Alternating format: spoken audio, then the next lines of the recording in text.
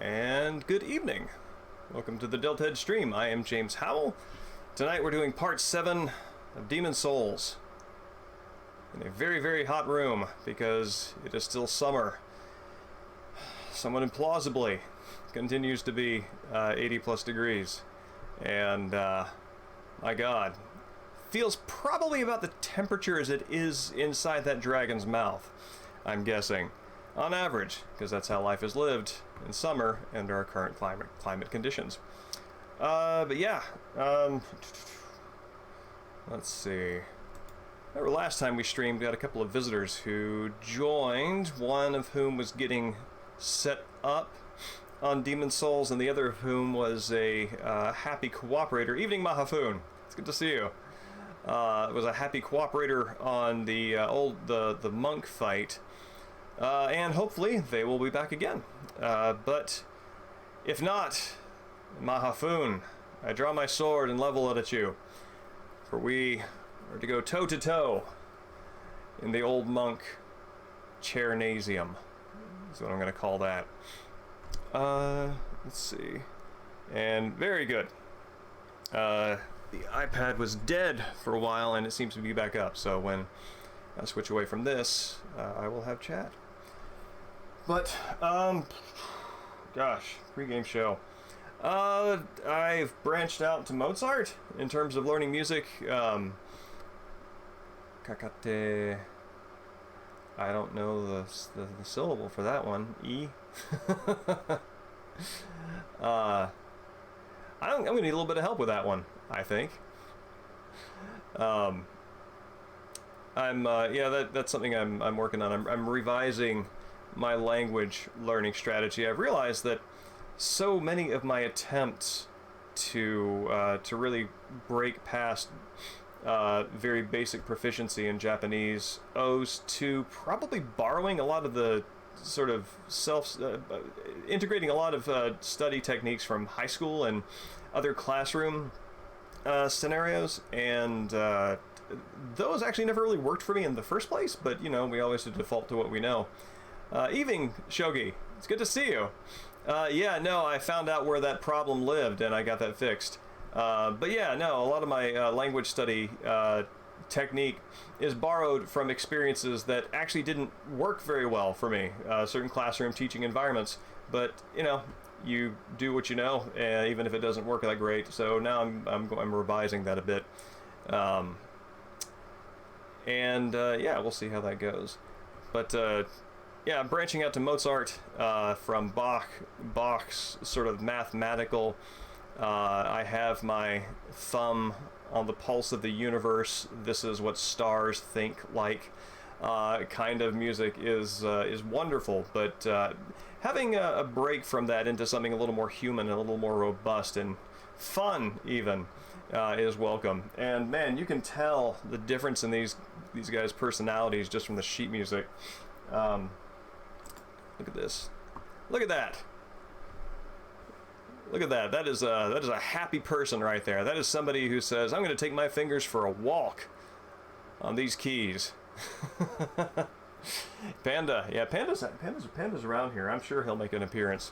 But yeah, listening to this is from Fantasy number 1. I don't remember what the second part of that title is. But, you know, you're looking at this and it's just this visual presence that has a symmetry, and it's almost like a landscape, and then you hear it and it makes sense. I'm increasingly able to follow music with my eyes that I'm hearing on the sheet, so when it gets to this point, this is actually a really good place to reset if you've lost your place, because it's evident.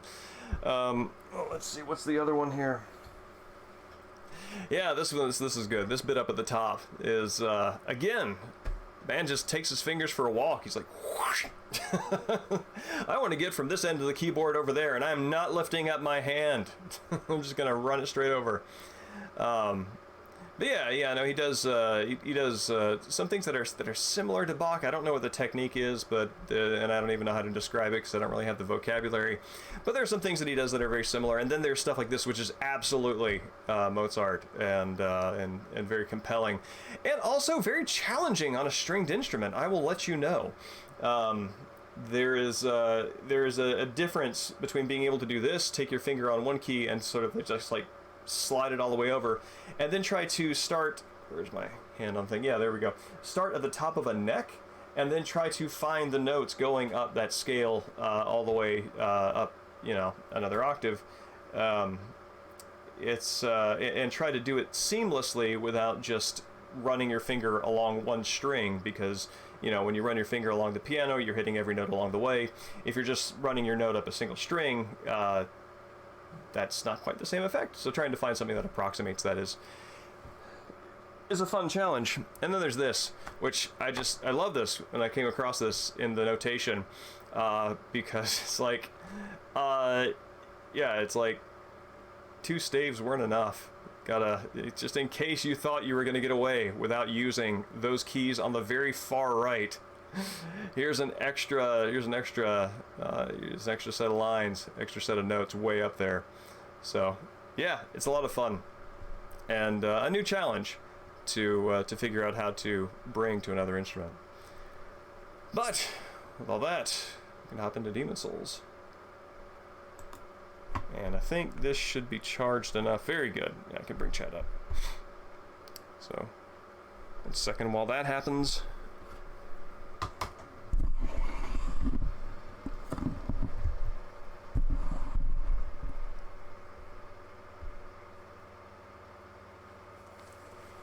All right.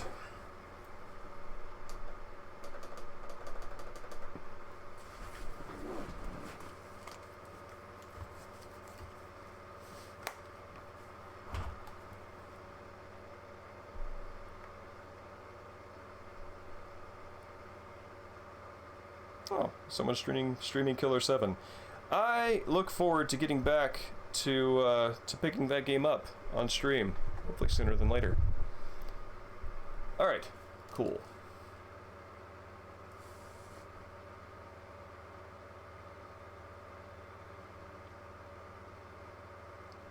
Though I think the next game that I would like to do after this to give a nice ramp up into my favorite set of months, which is October, November, December.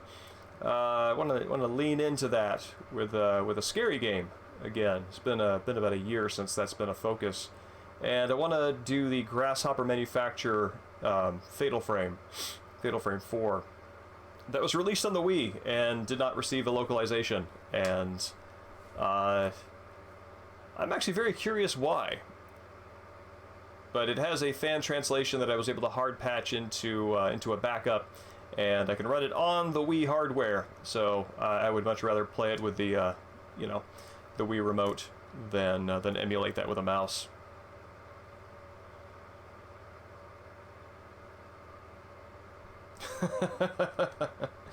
Well, Killer 7 and I have we've gone down the road together a few times, so it's maybe not scary out of familiarity more than being a tough guy. However, I have heard that when the Heaven Smile does its laugh and glomps onto you, if you have headphones on while that happens, it is especially frightening. And that I have not done.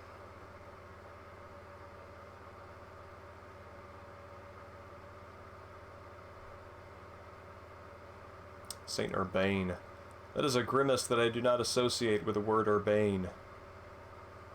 Also a haircut.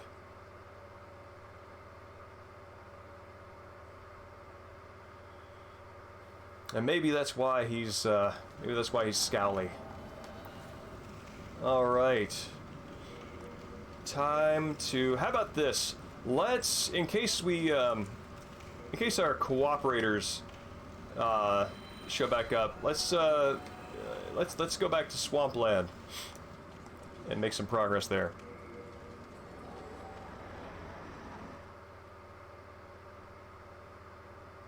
Yeah, I think it's a great idea.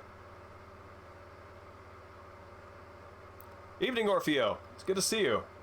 Did you ever get the game running up on PS3 on the fan servers?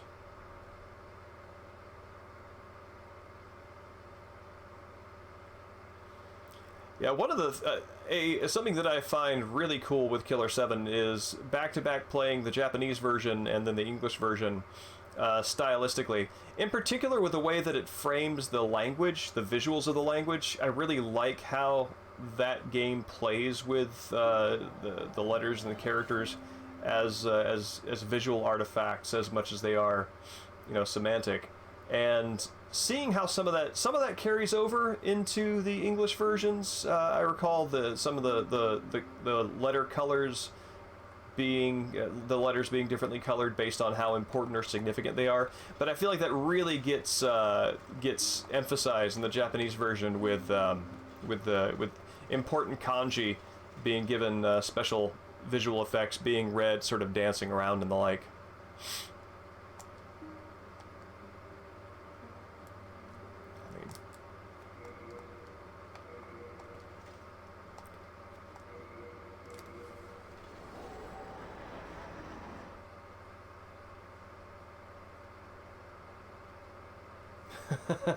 Yeah, I gotta say, man, that was a hell of a smart way to drop some localization costs. Just run it through a text to speech filter and use the strange otherworldly English that had already been recorded. Wait, no. So no, the English text in the original Japanese version was already text to speech, and then they put a distortion filter on it. That's right. Evening, Dream Bombs. Good to see you. I think we might have summoned you by talking about Grasshopper. Talking about Killer 7 and the different versions of it. Sounds good. Yeah, I have Killer 7. The last time we streamed it, I think I left off right at the start of Encounter. No, right near the end of Encounter Part 1. I had not fought Ayami Blackburn, but was about to. And yeah, so there's probably a good 2 or 3 streams left in that. And that'll be good to wrap up at some point. But just so you know, Dreambomb, if you are interested, after I do Demon Souls, the game I'm going to stream is the Grasshopper manufacturer Fatal Frame, which I have hard patched into English, and I've beaten it once, and I think that'll be a good New Game Plus to run through.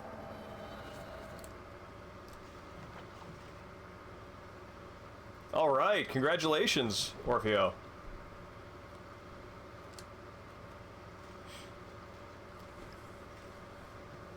Yeah, no, having the distortion out of the Japanese version, it's really interesting. I mean, one of the things that Killer 7 is obviously very much about is the sort of cultural overlaps that have developed between Japanese and American pop and pop culture, and also sort of deeper overlaps economically and governmentally, which is a topic that I don't know if many Americans are that deeply invested in, and which makes it a really interesting choice to localize for that reason alone.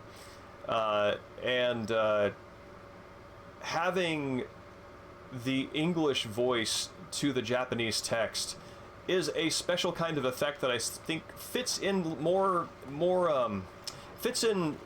cleanly with that theme than the vocal distortion does. But I'm not sure how you would get around that and also keep loc budget down. I mean, maybe if in the English version they spoke the Japanese lines would be something equivalent, but again, it seems like there's something thematically resonant with that original choice that the localization doesn't entirely capture, even though the localization, to its credit, creates something new that I think is compelling in its own right.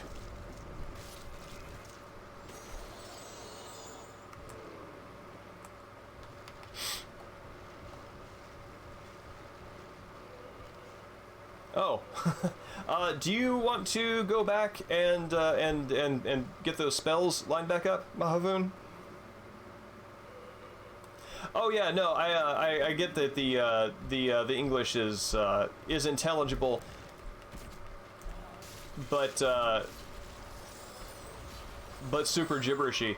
I just mean that I think there might be an effect that comes. All right, I'm trying to roll and I shouldn't. There's an effect that comes from the English audio and the Japanese text that I think really fits the subtext of American Japanese cultural exchange, overlap, and intermingling that I'm not sure the distorted audio quite captures.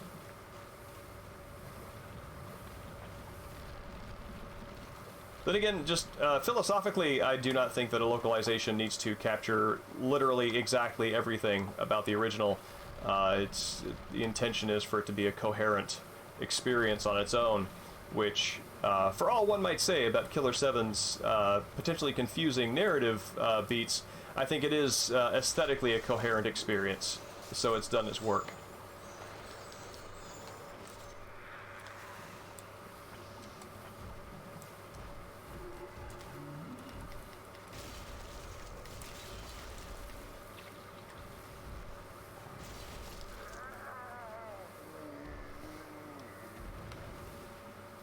Yeah. The Royal Lotus, is that the poison? Yeah.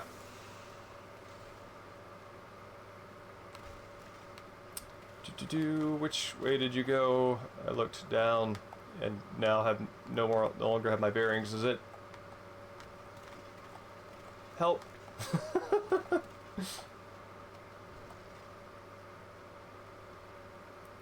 And he looked up and he was alone. There we go. Thank you. Ah, right. This business.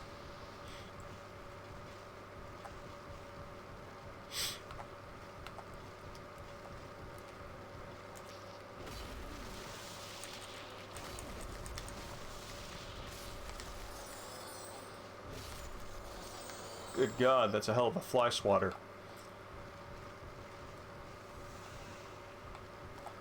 No, I agree. I admire that, actually, and that is actually very... one of the things that resonates with me about that approach is... it's a kind of poetry that prioritizes sound over sense, but nonetheless, if you understand the sound, then you're catching the sense. And it's intuitive and speaks to you on an associative level that the meaning you make from it is the result of all the parts that you've encountered, rather than a sort of single top-down idea governing every detail that you need to understand first.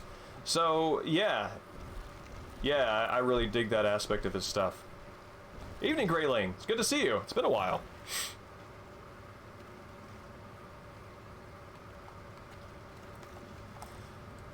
Yeah, I place I make a distinction, Dreambomb, between being able to explain something versus being able to articulate a reaction. One of the, like, in terms of mental perspective, one of the, there we go.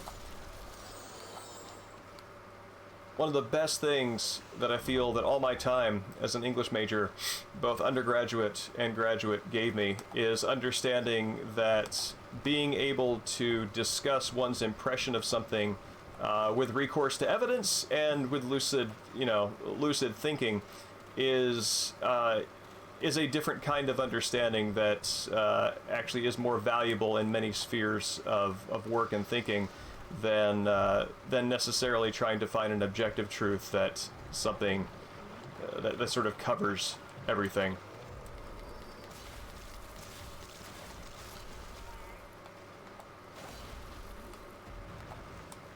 And I feel that that being... Oh, that's not my shield. Cool.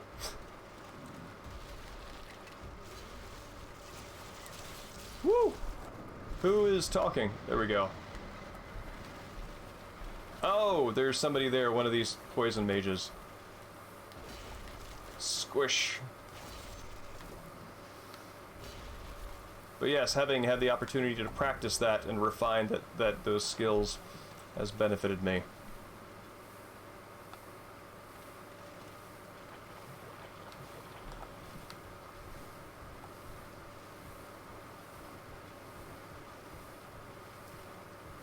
And it's interesting because I think that a lot of time that approach to I don't know, coming up with an understanding of something that is that's a shared experience seems felicitous or random, or like it could just be entirely subjective.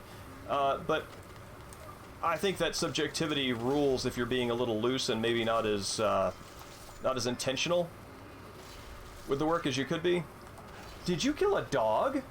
Oh my god, you monster! Basically, any reaction that cannot account for the majority of evidence is a weaker reaction than one that is undermined by things, by what actually happens in the book or game or movie.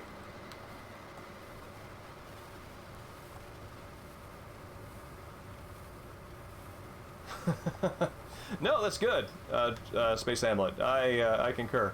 Oh, I am talking about the value of articulating thoughts and reactions in a way that is both describing a subjective experience with a work of art or a work of a made thing, and but that also is more than just sort of the sort of like empty, overly subjective, this was my feeling on the day that I encountered this, that is pretty quickly squashed by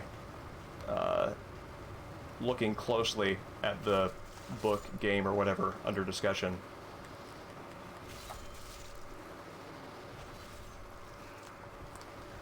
So that's the thought that I'm describing.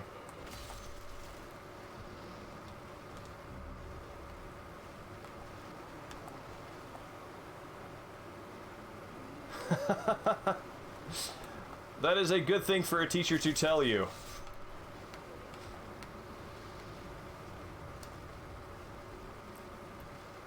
I think that the less intimidated we are by some of our by very good work, the better we're able to enjoy it.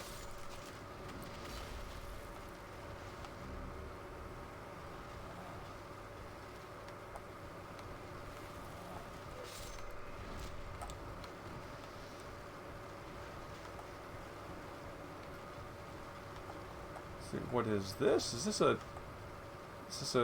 a goodie? No!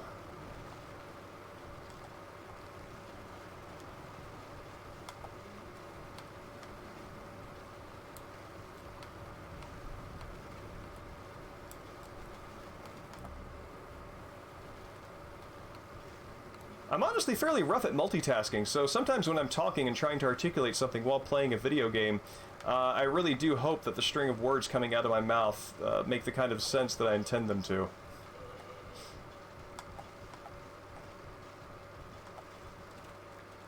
Never a guaranteed outcome. Oh no, no, no!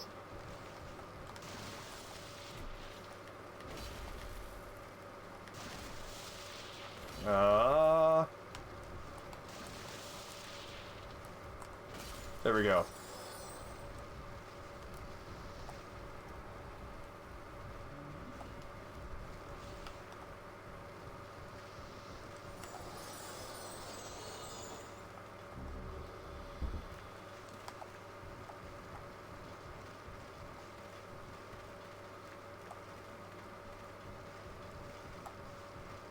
Is this a hop-up point? Yes, it is. Alright, that animation comes back.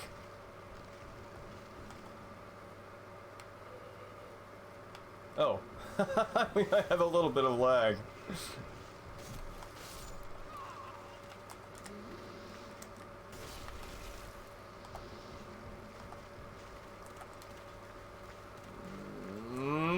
not following you down there.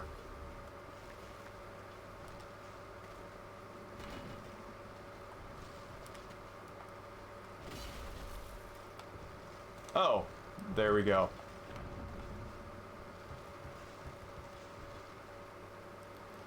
Oh dear, is it struggling?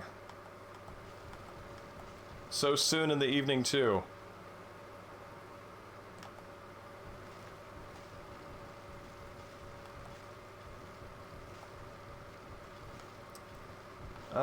Mahfoon, did I lose you?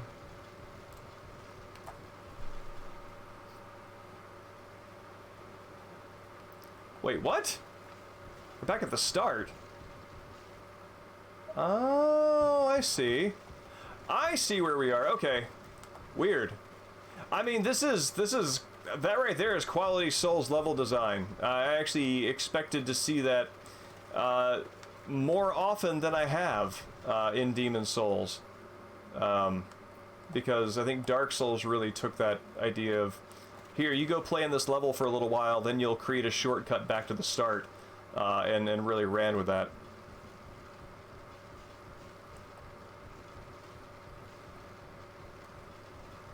Let's see here.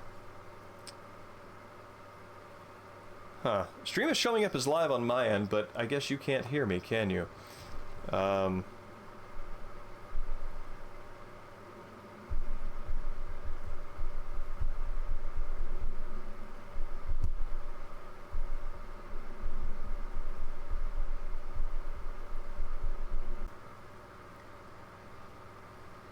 Okay.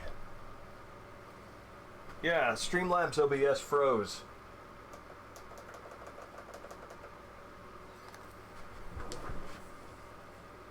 And now it's back up, and hopefully that'll stick.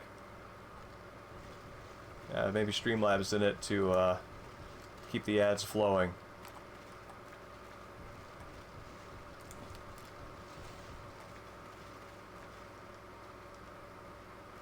Well, okay. Don't bother with nothing.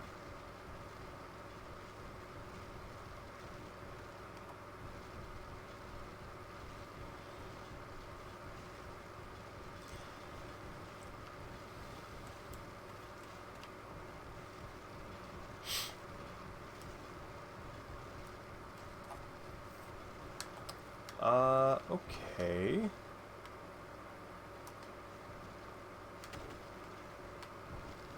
Got a ladder around here?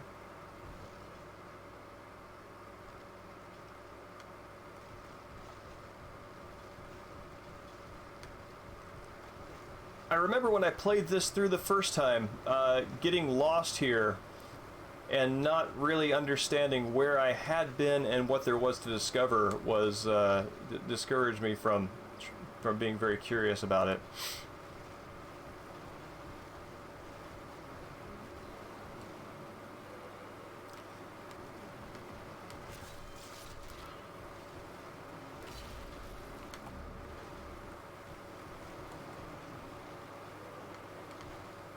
There we go. All right. Fly Central. Dirty Colossus. No, what? Okay.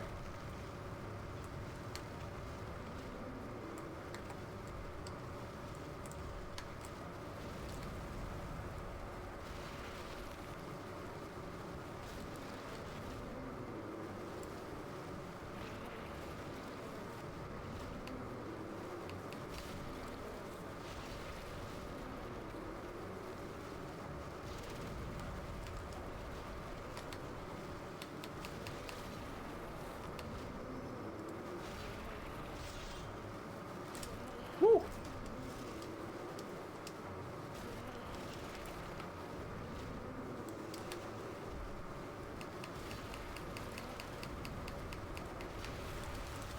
Oh, come on, buddy, you got it! No, you can do one more attack! There we go, very good. Awesome work, Mahfoon. Thank you.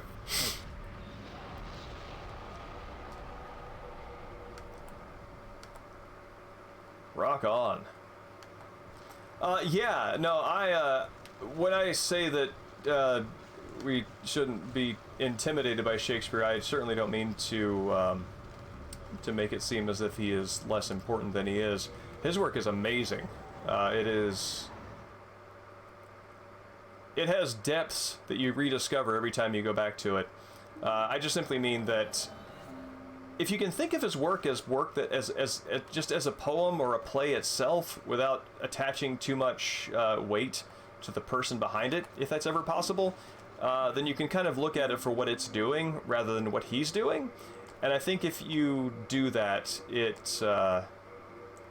oh wait, I'm forging. No, I didn't mean to forge, I meant to repair. Then I think that becomes a more accessible experience.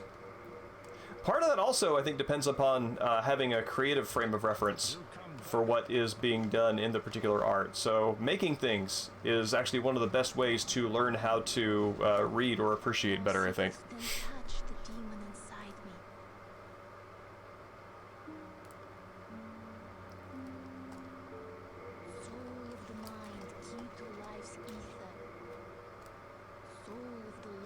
Oh, you do spend some soul money here.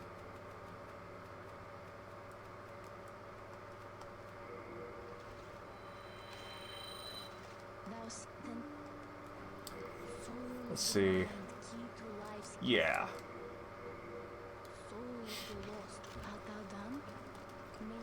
I don't remember where I read this. I think it might have been... Yeah, okay, and I remember where I read this now. It was a book by Anne Lamott, L-A-M-O-T-T, titled Bird by Bird. And it's a book about writing. And it gives one of my favorite pieces of advice about writing ever, which is the #1 reason to write is to become a better reader. And I believe that is true.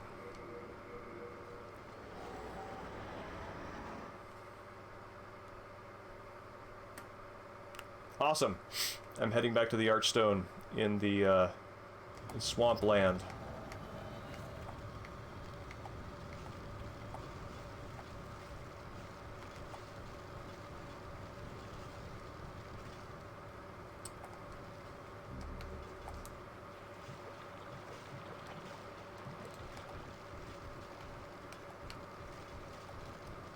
Well, in that, at the very least, Demon Souls provides you many options.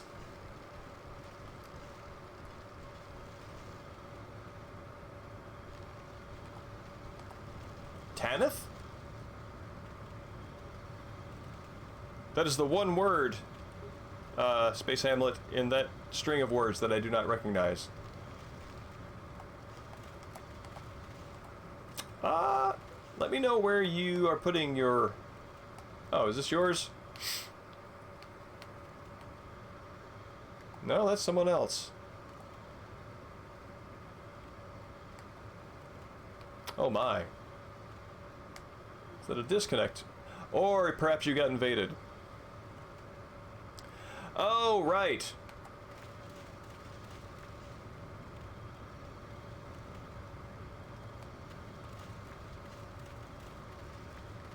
Wow. Like, I will not hop up here. Says, I'm sorry, there's a very easy access ramp just to my right. No hopping in this armor if I don't have to.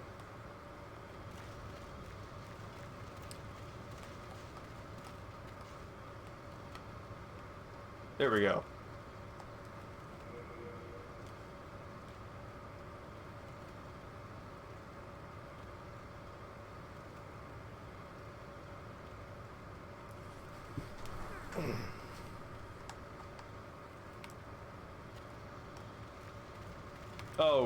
Oh, interesting.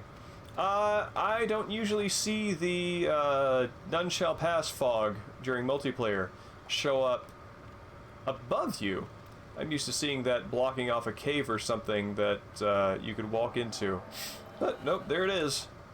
There's our new ceiling.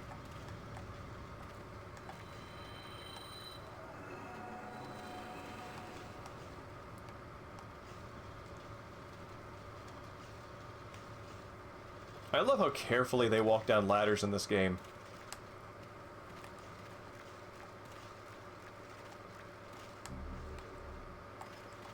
Because, let's be honest, falling in all that would crush your knees.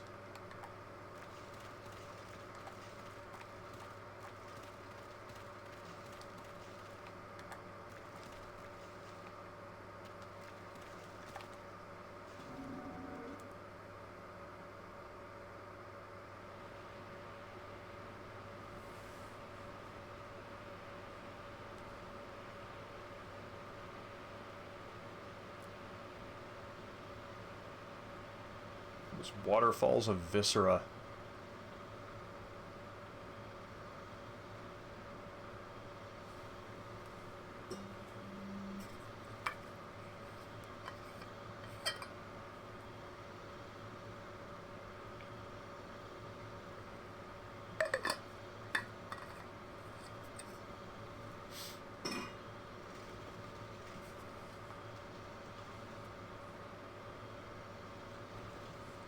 Go forth, Galvinland. May you be unharmed.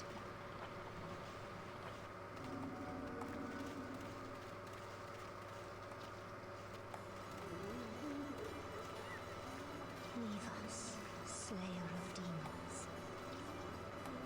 This is a sanctuary for the lost and wretched. There is nothing here for you to pillage or plunder. I don't remember this at all. Leave quietly.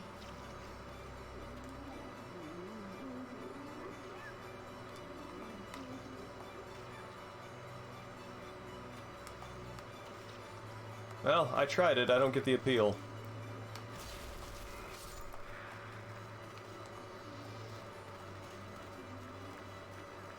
This is good music for this fight.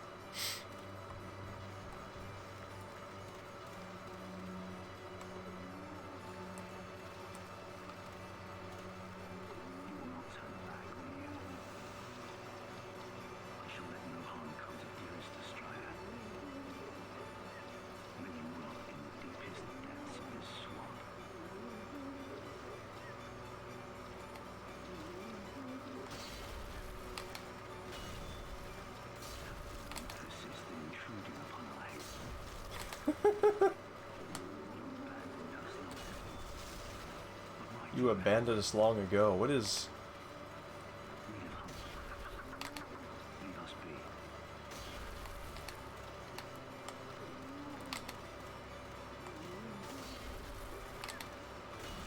There we go. Whoop.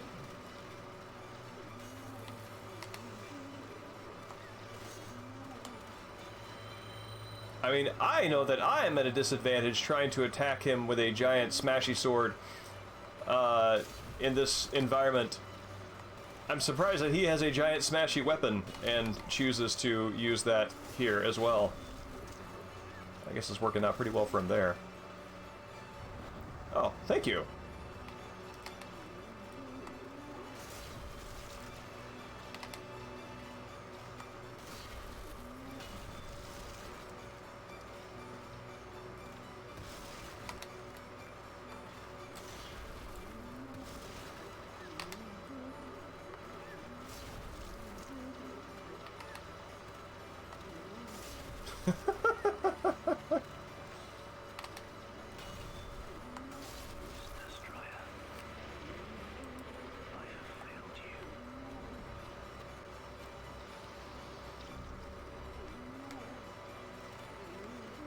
Some serious smash combat there.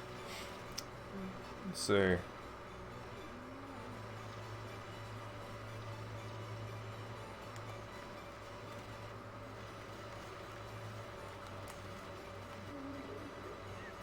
What the hell?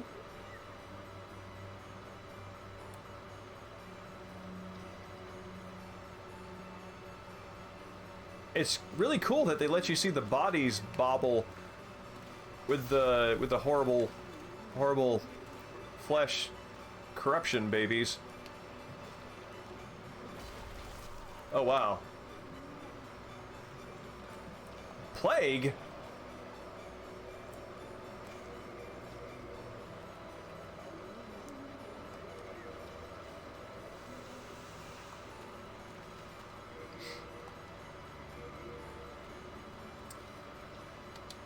Let's see. You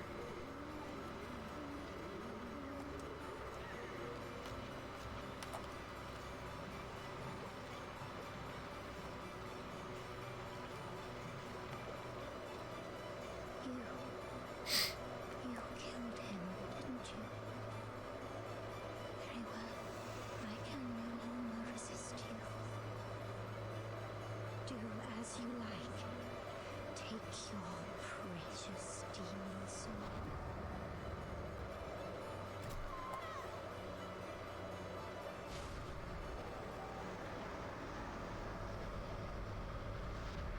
What did she do? Did she, like, consume something that she held in her hands? I mean, is that she's surrounded by gold and blood, and I mean, this thing almost looks like some sort of chrysalis that she just, with viscera, burst out of.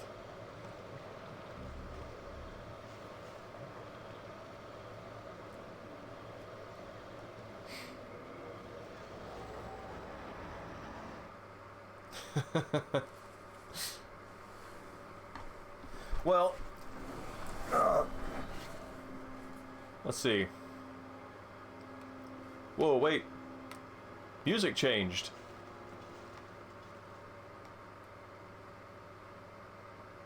I hear a crazy organ playing. Thou seekest soul power, dost thou not? Then touch the demon inside me.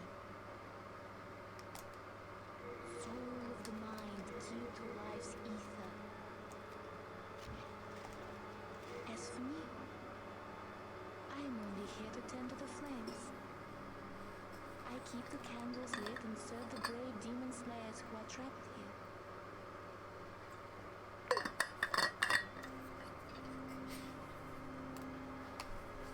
That's interesting.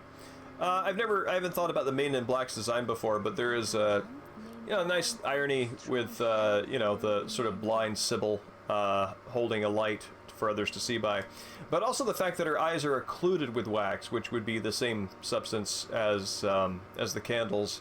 That provides an interesting twist on what could be a kind of a cliche irony in her design and what she does.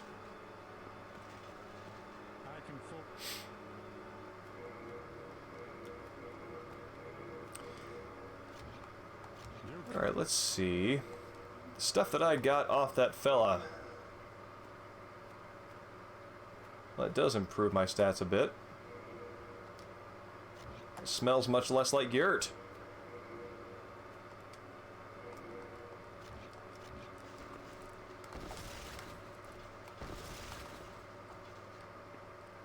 Though, bizarrely, I've traded off one helm for one that does equally bad in caves and low-ceilinged rooms.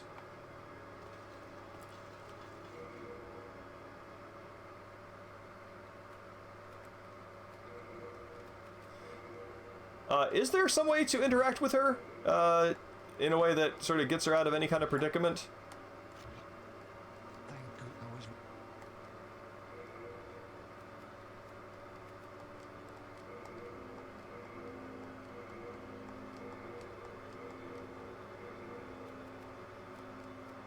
Oh, hey, I've...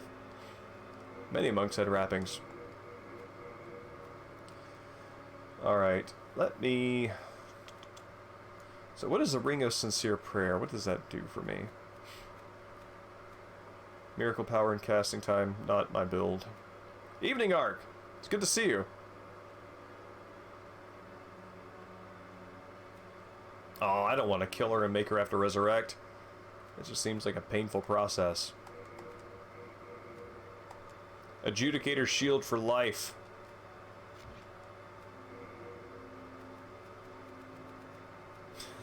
All these arrows that I bought that burdened me. Yeah, let's do 60.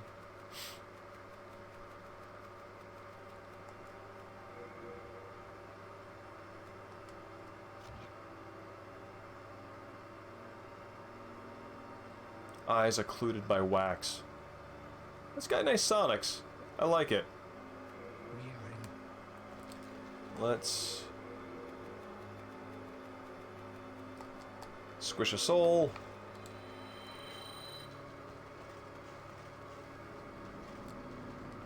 Thou seekest then soul of the mind, key to life's ether, art thou done name thine? This is great. This is a build that I never play. How satisfying to expand one's horizons. So, with the sixth saint, Estrella lived with those awaiting the Valley of Defilement. Pledged herself to a demon's soul rather than to a cruel god to ease the pain of the people there. Oh, wow. That's interesting. The defilement level is a sanctuary.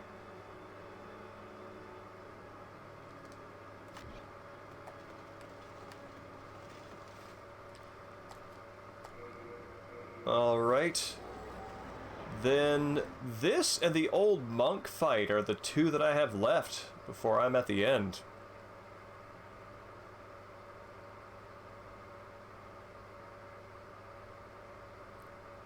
Cool, let me check that out. God, there's so many NPCs I didn't find on this playthrough.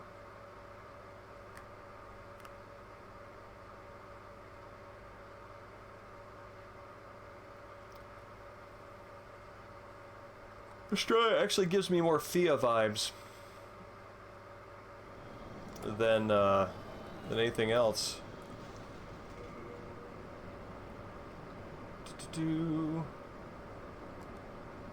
Yeah, here we go.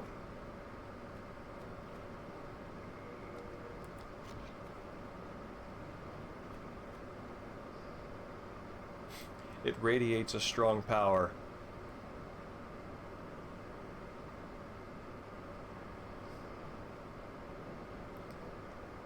Were you being cheeky when you said there was a lot of lore, or am I missing something?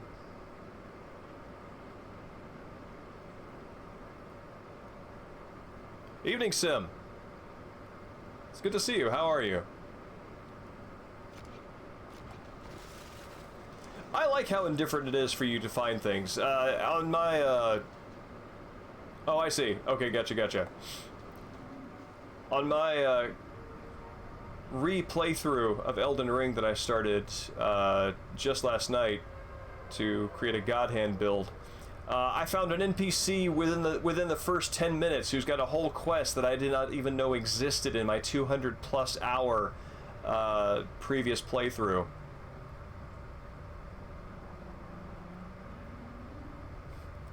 Oh, that's interesting. He's got support flyers underneath there.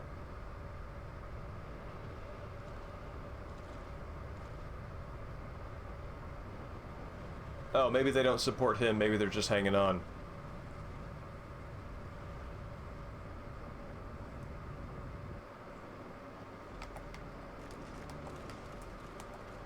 Yeah, I saw that there was a Killer 7 stream happening elsewhere. It looked like there were 10 folks in it.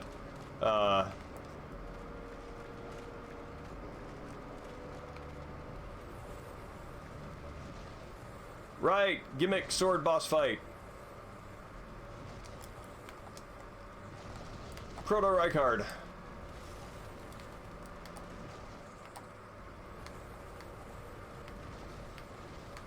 Oh my god. I forgot how, can I smash that? It seems like a not. There we go. Oh.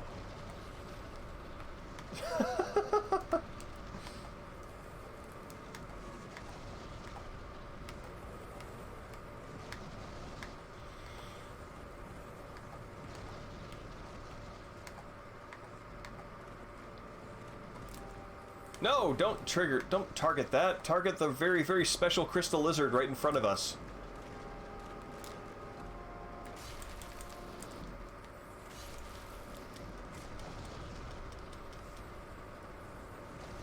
Man, you know you've got something special when you've got a special withdraw sword animation.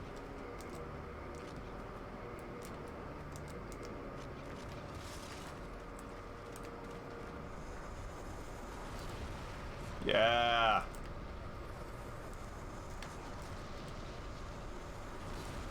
Oh, better heal up.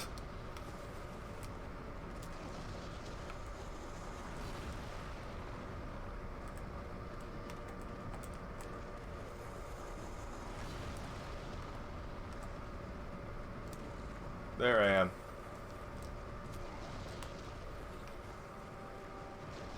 I think this boss fight and the phalanx fight both have grunts that drop good crafting material for where you're at.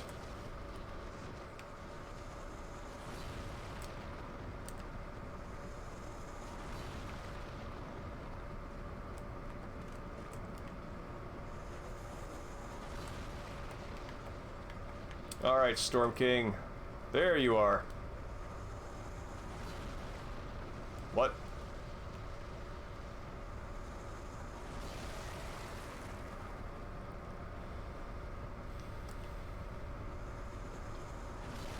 I feel like this boss fight does a very good job of doing what Dark Souls does very regularly, where you are finally overcoming the challenge that has harassed you, and you realize that you might be the jerk here.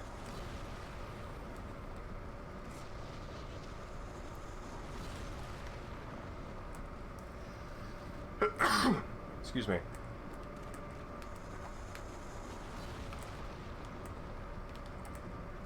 Target? There we go.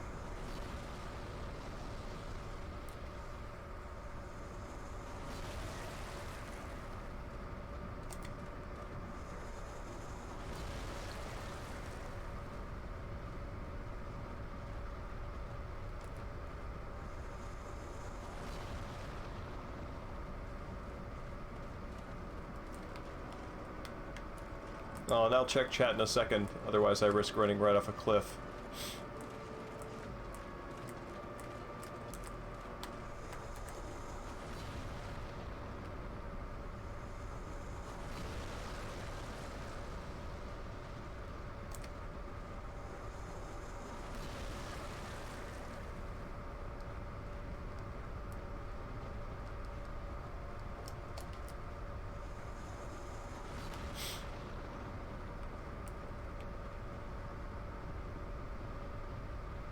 Well, sir.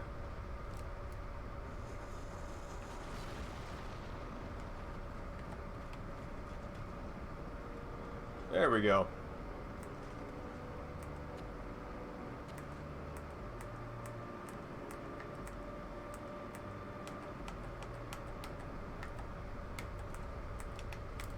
Ah! Oh my God!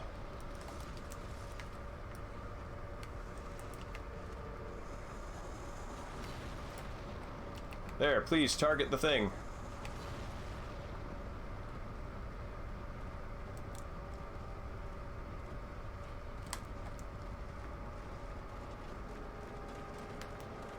Alright, there we go. Coming around for one more. It's gonna be it.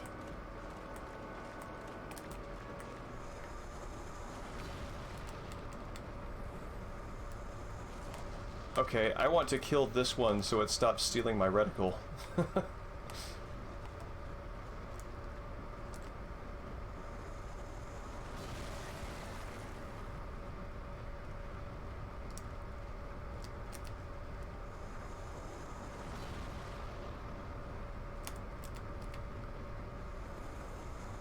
There we go.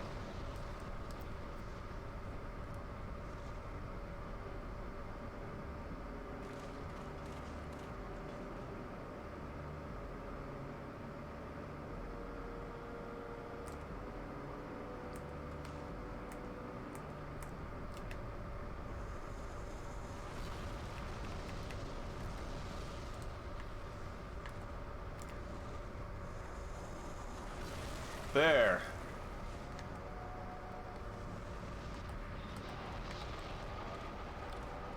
Awesome. I never come away from that fight feeling like I'm the good guy.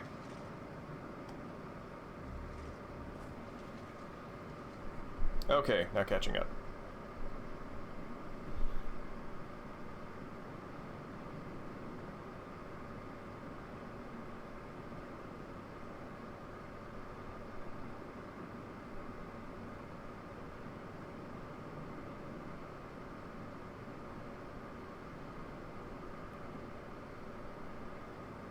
There were some quality of life updates to Elden Ring that I discovered when I logged back in yesterday that I think are just fantastic, because I feel like these are the things they fixed are not the things that I think make the game particularly good.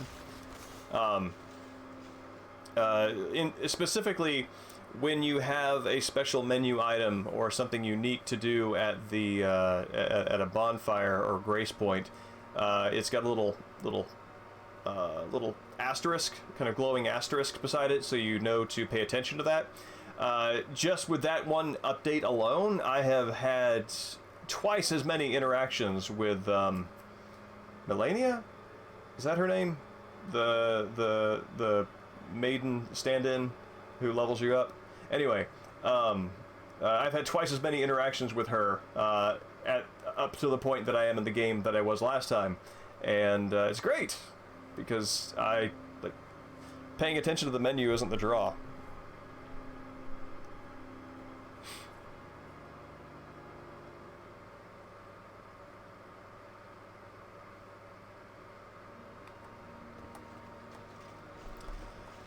So let me drop this off, and I think the last thing I've got is Old Monk. Thank goodness I was one. We are in debt. Thank good I was. Okay. No, I want the Dragon Bone Smasher back, please.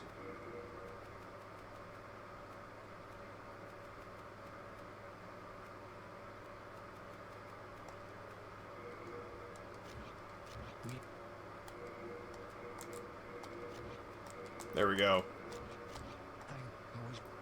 Have a legendary demon slaying sword. We are indebted to you, for you fight on our behalf. Oh no! I've discovered, I think, how to smash and squish the mind flayers. So maybe you can move on from that and feel bad for other reasons.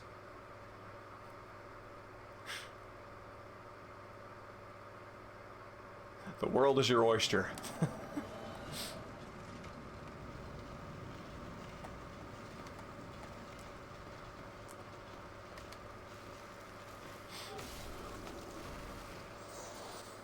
I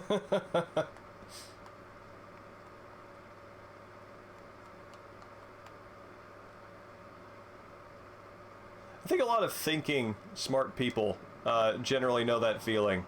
So, you know, I think it just comes with the territory.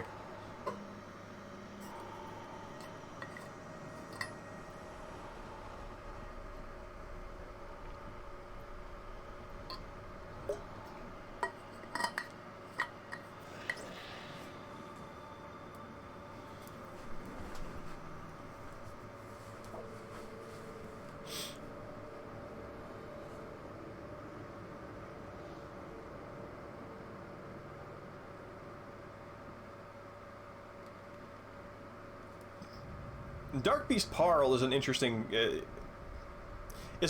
boss, because the very first time I ever fought him, it was a pushover fight, and I killed him almost immediately.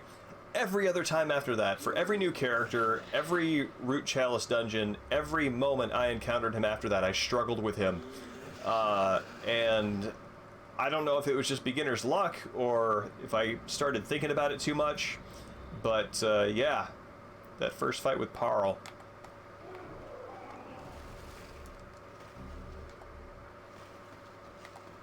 Oh, really?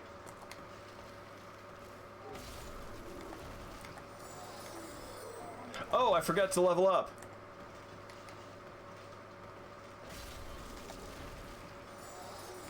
Oh, I've got the NPC? Okay. If I have the NPC, hold on a second. I'm going to go back and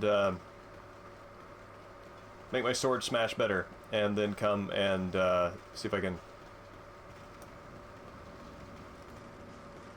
I believe the kids say yeet? Is yeet this way or that way? I don't know. It sounds like an outlet, basically, because the E sound is at the front of your mouth. I assume that it's going away, but I'm never totally sure about that. Evening, Gerbil. It's good to see you.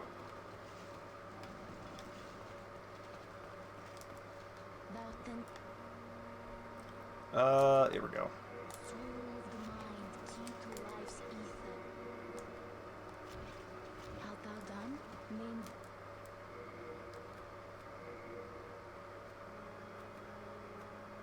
Okay, cool.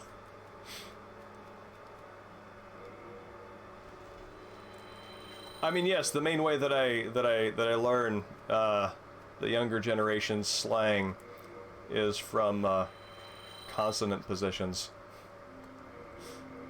or vowel positions. The E sounds.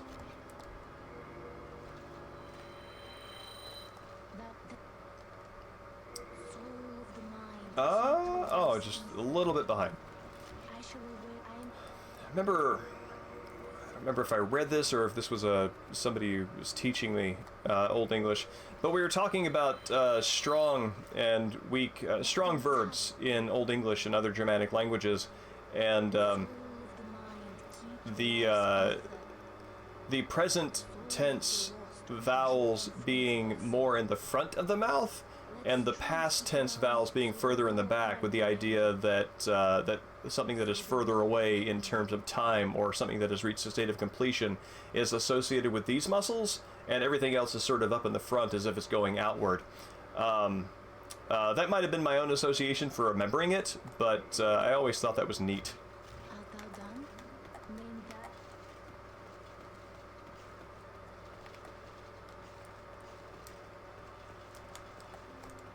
Actually, no, wasn't that one of the, God, it's been so long. Mahafun, you would be the one to know.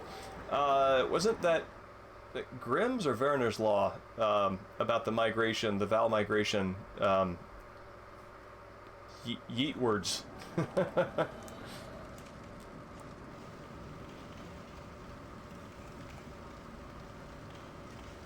All right, here we go.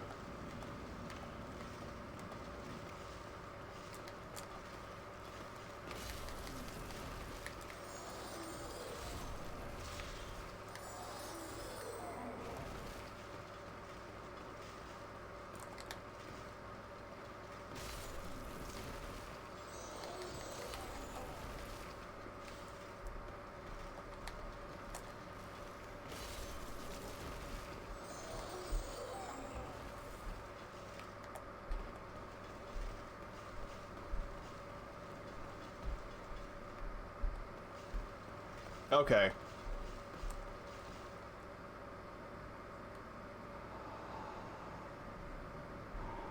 Man, there was a time in my life where I don't think I could have, where I think I would have thought that that knowledge would have been relevant to me forever.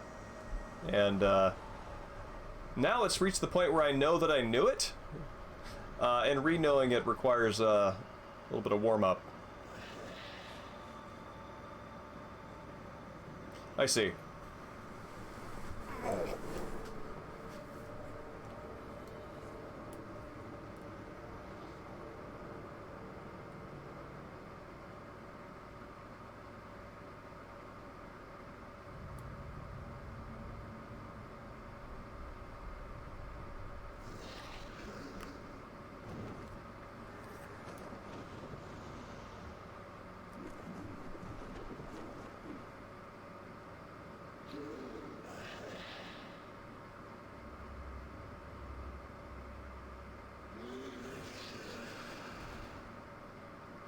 Yeah, I was thinking about something similar in a different context recently, about The, oh, yeah.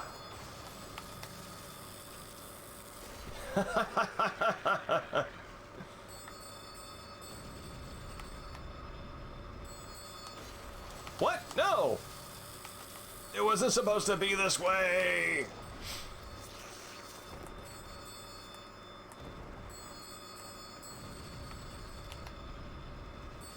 There we go.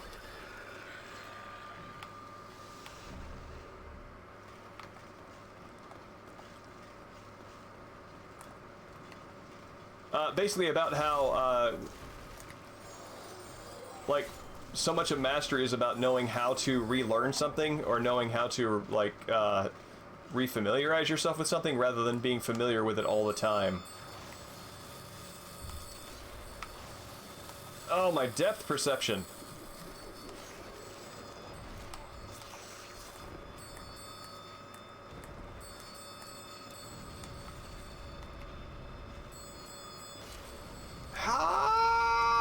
You're supposed to get knocked down.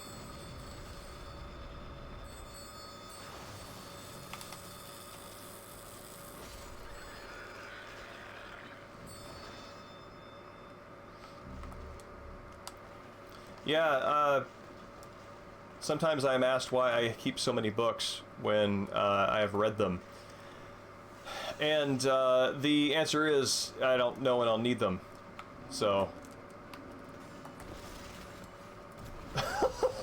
Holy crap.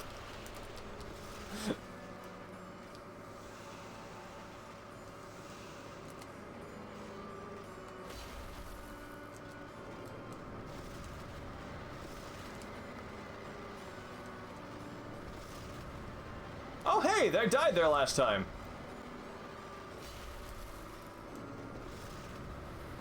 This is so nostalgic.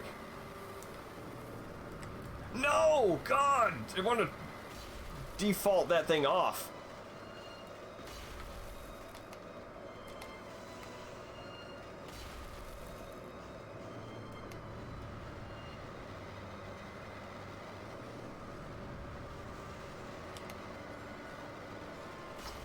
Kindly stand still while I do my awkward stumble smash at you.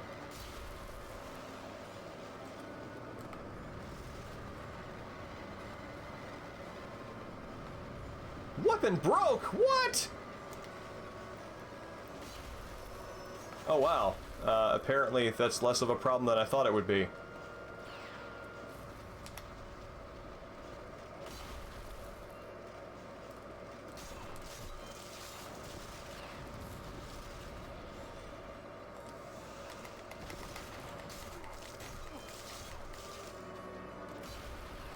No, roll!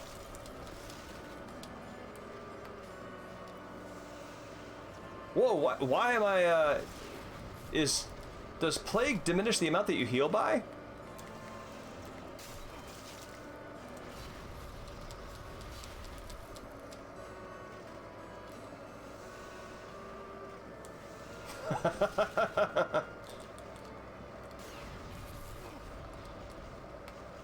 Cheeky.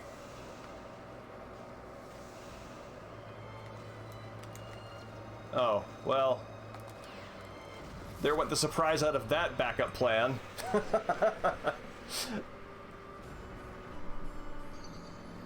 Thanks, Grayling. It's great to see you again.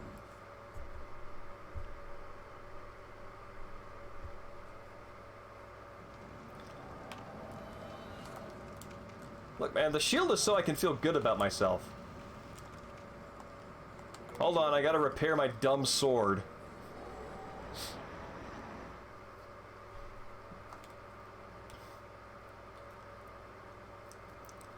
I feel like a giant controlled by a bird says something about myself that I want my opponent to know.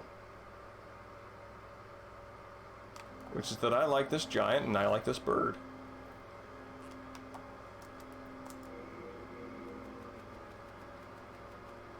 Let's see. Eric, it's good to see you. How are you?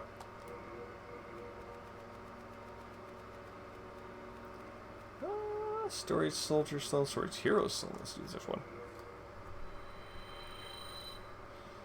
Oh, I am Pacific Standard Time gerbil.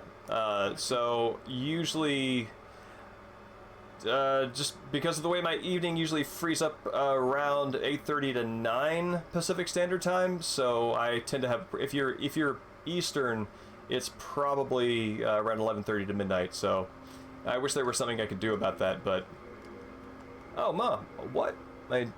No, my adjudicator shield is the one that broke. Okay, well, that explains. Holy crap, look at that. Wow. Bull in a china shop, man.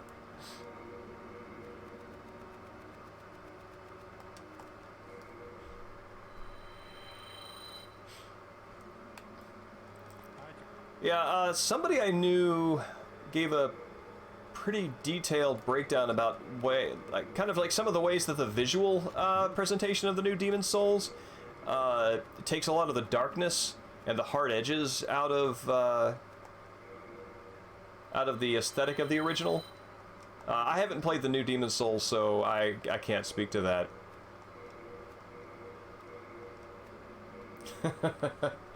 No, you broke my shield. Broke my shield. So yeah, hope that. What does that do to your sense of accomplishment?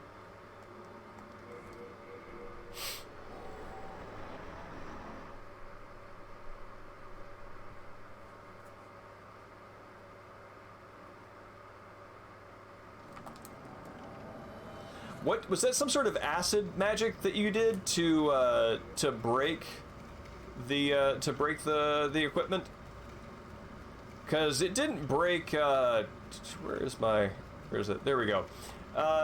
It didn't break the armor, but it was pretty damn close, I imagine.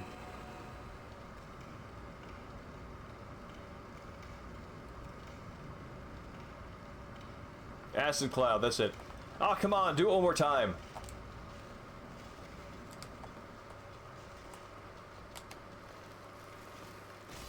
And then we can finish the game.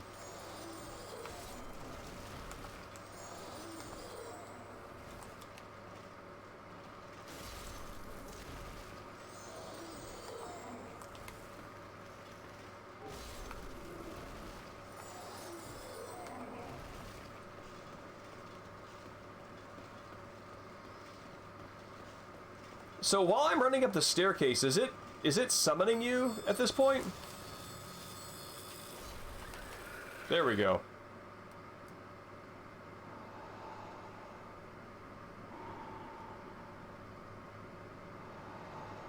I don't know. Only two happened to was cryptic enough of a statement that it passed off as legit.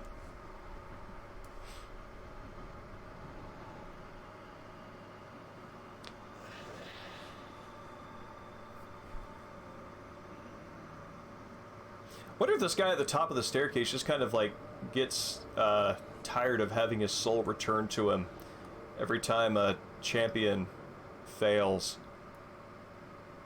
I guess that does open the question of how time and recurring experience works here, with bosses getting reset.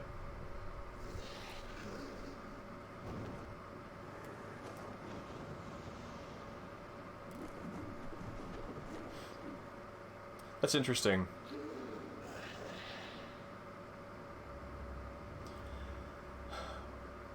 Something else that, I don't know if this would be a deciding factor, but it might not have been guaranteed that everybody had great internet connections, at least not this quality that we have now at the time.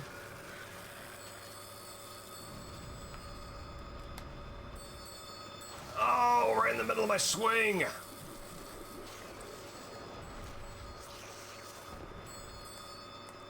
So, I don't know, designing an infrastructure for what might be like a min-spec of somebody's internet, maybe over-accommodating is the way to go.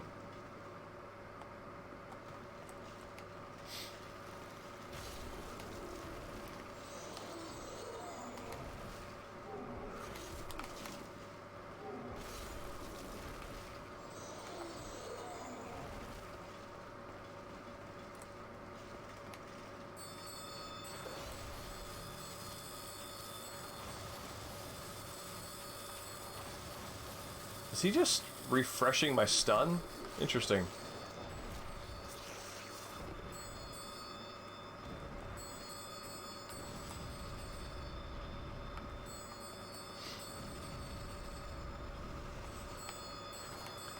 What?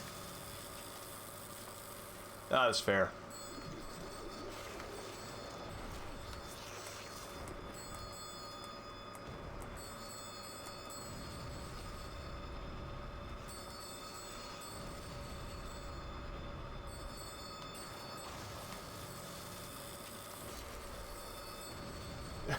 Oh my god. No! Dude, mind your own business!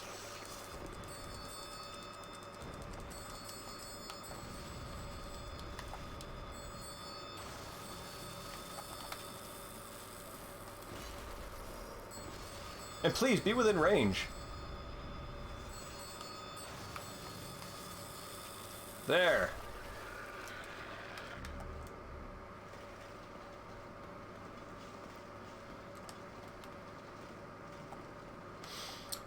Was this also... This would have also been around the time that... Oh. Why, thank you.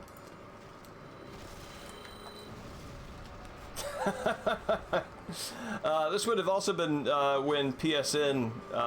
before PSN required a membership for online activity. Is that right?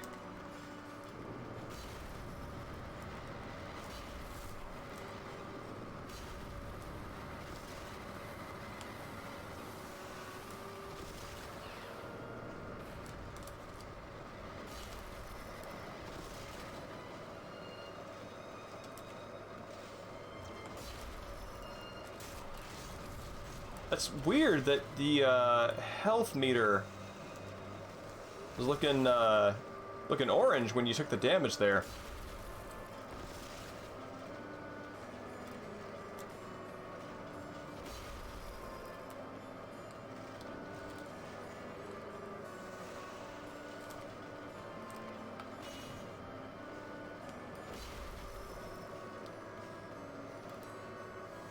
No! Plague just means I can eat more without getting full. I don't feel like this is really hurting me as much as it seems like it might.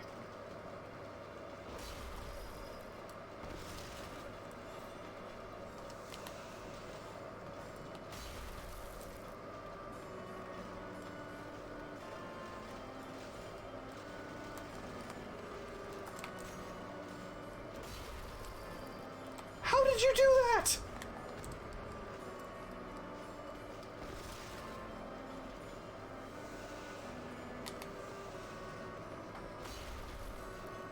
Come on, let my one move hit you. My deep strategy failing me.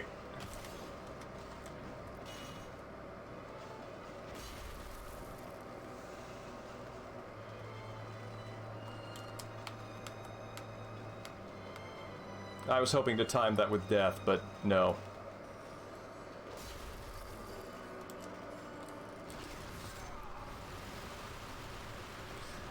I love how your how the magic user like quivers as the mana or key or whatever goes into the ground to erupt as flames.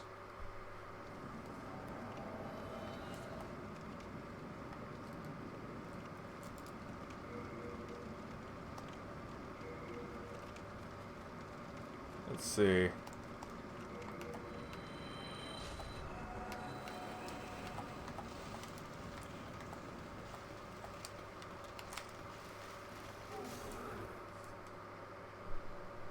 Oh, well done. Those are good fights. I mean, I enjoyed them, which is my criteria for good. I find that this assessment annoys people who play games competitively.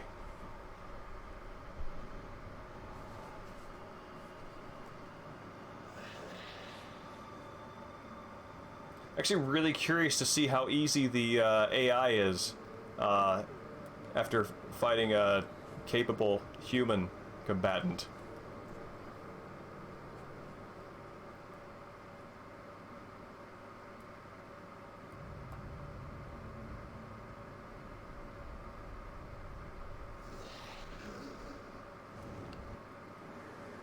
is it?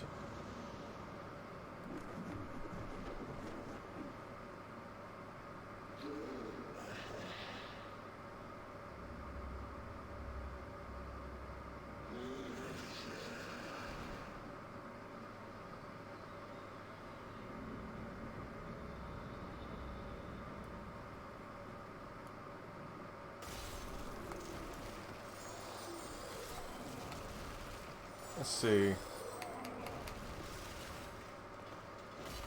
Do you mean that move there?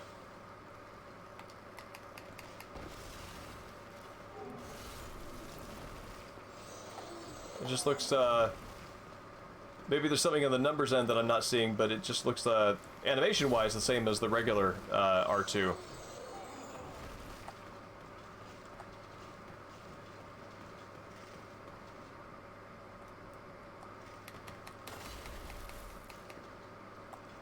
Oh, I see.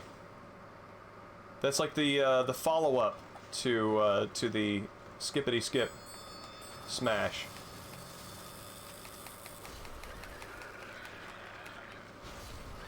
Oh, okay. So that's a quick follow-up there. I don't have to wait to do the skip attack again.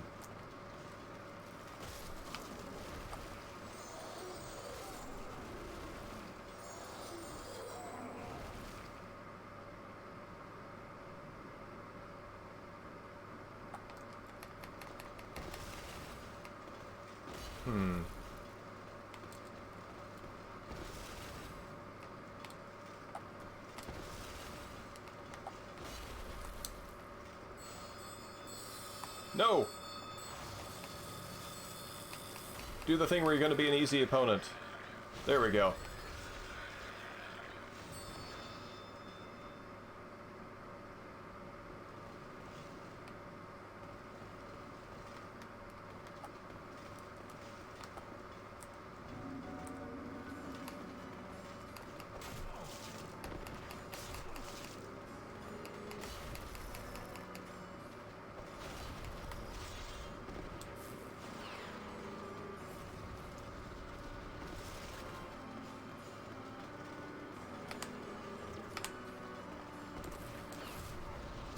Ah!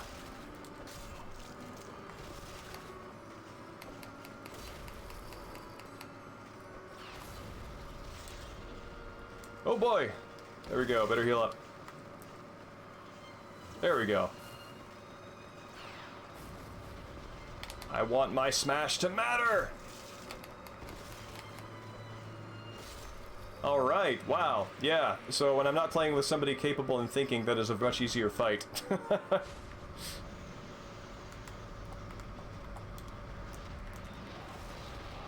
Yeah, it's roll R1. That's it. Oh, let me get my... Yep, there we go.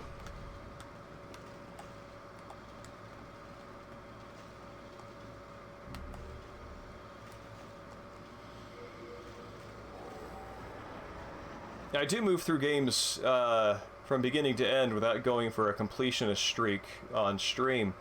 But, man, it feels almost a little incomplete not to have leveled up a weapon to Demon Soul weapon status.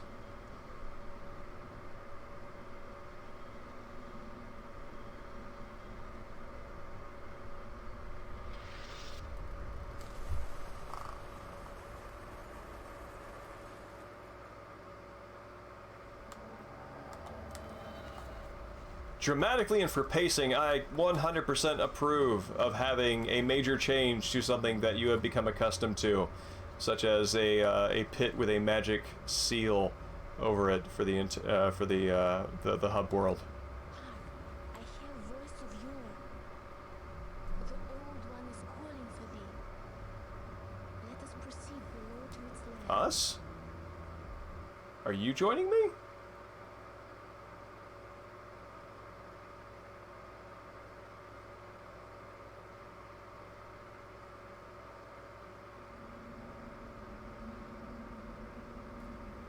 Oh, well, I mean, I guess with that piece of information, she does.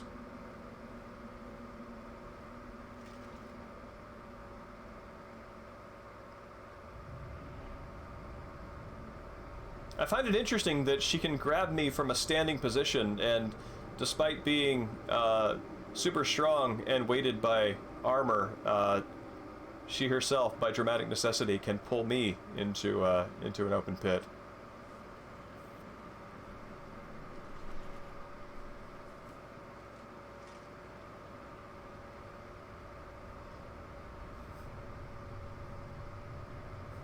Oh no, clearly.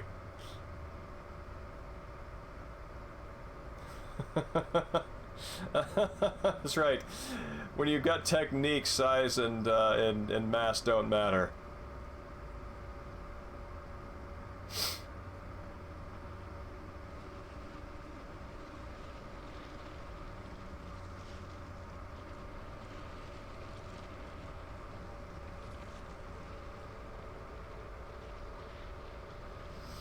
I like how the camera pan there gets your like face smashed into the grit of the tree branches. I have brought thee what thou wishest, thy new demon. Come now, be good.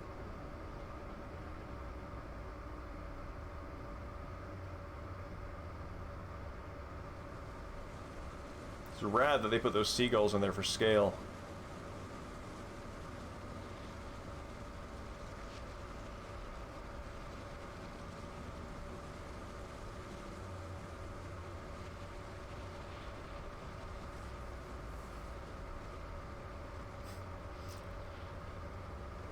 I mean, Space Hamlet, she's been running this scenario through her mind for as long as it's been taking for the monumentals to wink out one by one.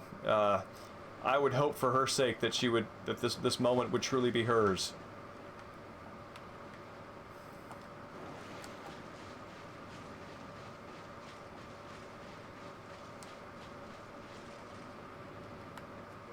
Ah!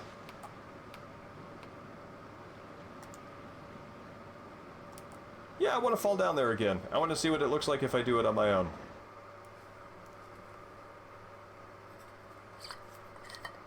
And I'm sure leave her very confused. Oh, hey, that's a great placement for that archstone.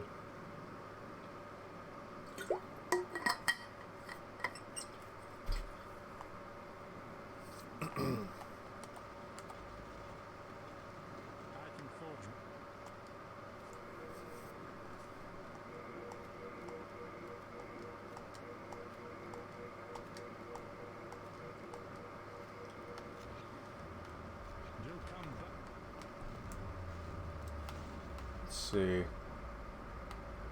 Can I jump from somewhere up there and have like a really long fall down? No, this is a fairly focused hole. So, yup.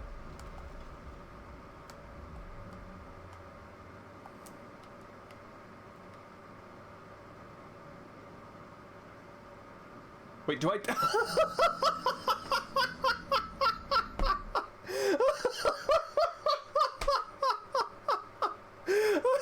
It killed you. That's great. You did not make it down there on your power alone. That's hilarious. What a great bait and switch. Oh, man.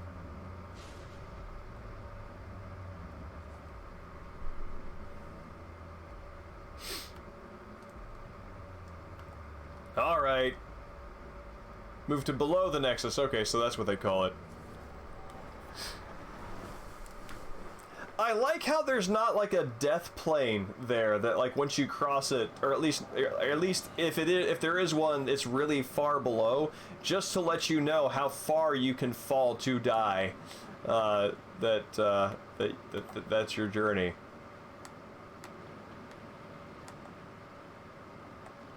Oh wow, this goes back quite a ways, doesn't it?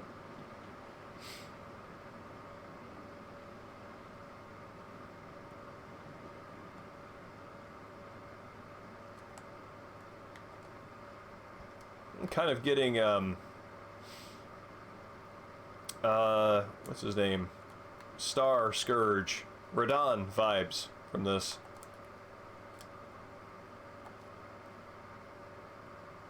Okay, that's what they do to wall that off.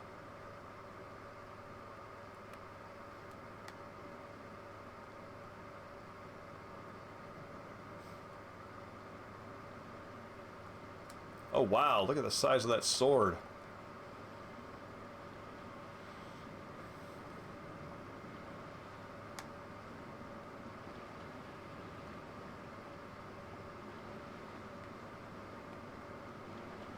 Yeah?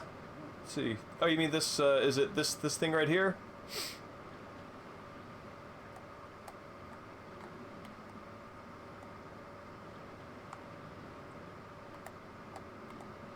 I like the ornamental linking of the lozenge shapes.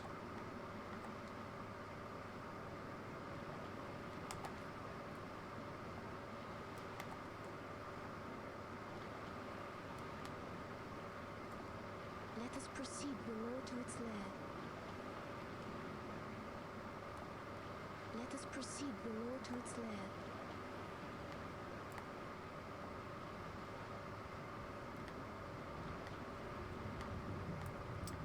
Visible one through the mist.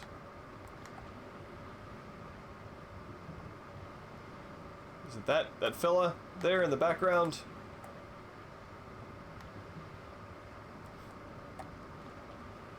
Oh, maybe that one back there, I see. To her credit, you know, she might not have been down here in a while, so things change. I don't want to show up without my skin. There we go. Now I'm pretty for company. Or to be a guest.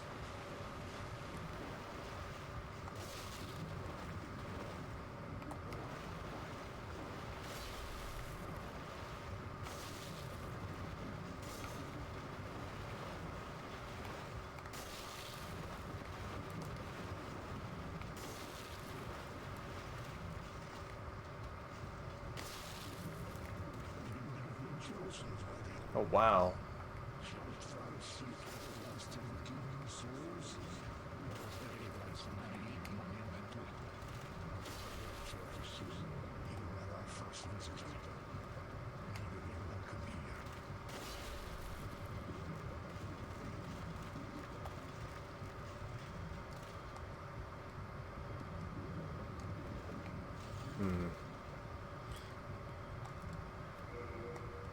Yes.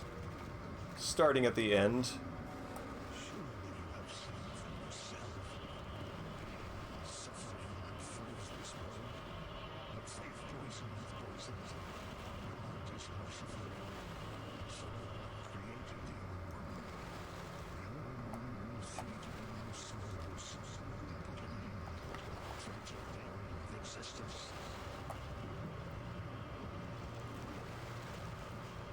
It's like he's got a sword sticking out of his arm.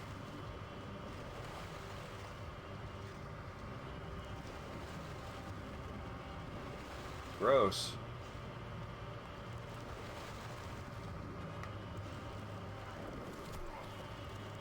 Oh wow, he can actually attack you. I don't think I ever let him do that previously. How effectual is this man?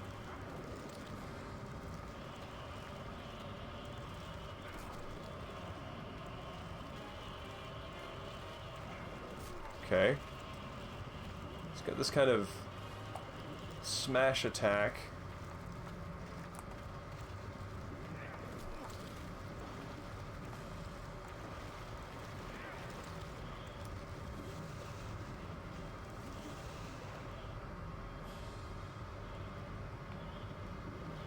I guess that's all he does.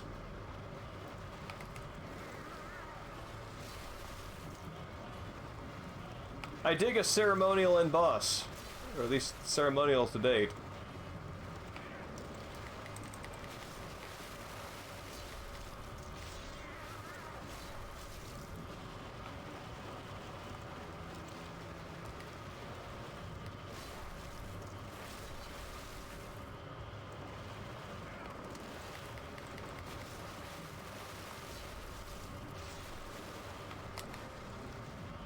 Well, I upvoted your message. Oh, no, stop that. There we go. Nothing like a screen full of UI to really make the final climactic encounter. To understand, no one wishes to go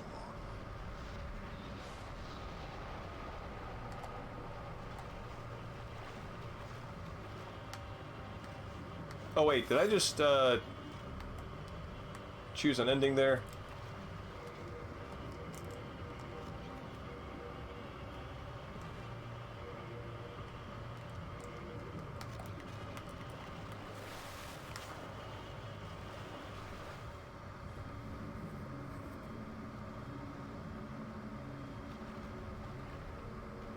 Thine work is done. Okay, cool.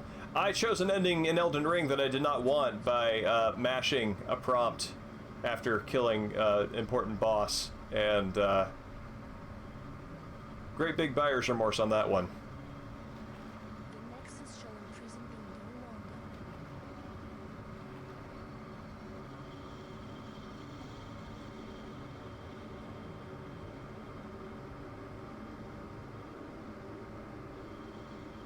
I shall allow the Old One back to slumber.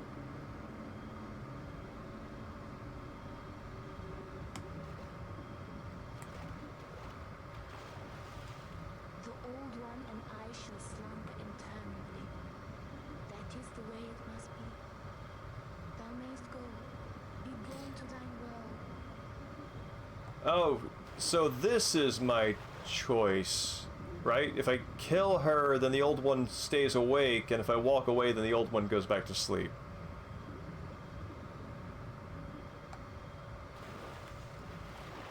The Old One and I shall make.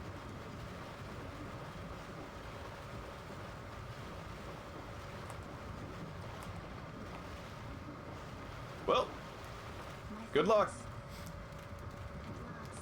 At last, my duty is fulfilled.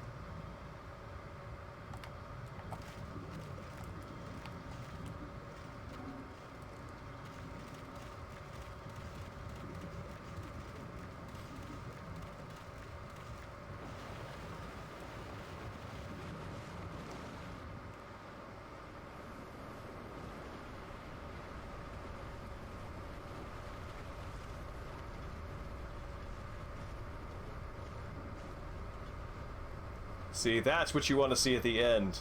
The Adjudicator Shield. The Old One, along with the Maiden, were swept back into the Mullen fog. Boletaria was spared from the demons, but also lost its knowledge of soul bonds. The souls lost during the Pandemonium were never retrieved.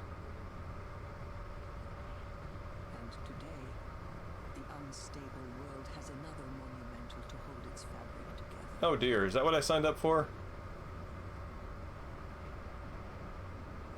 brave new hero of unprecedented power.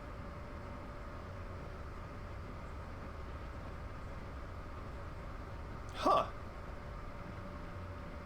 Oh, hey, cool. I really like that the those diamond and circle shapes from the weird things stabbed into the ground. They're kind of like right there in the center behind the old one as it sort of goes into the background.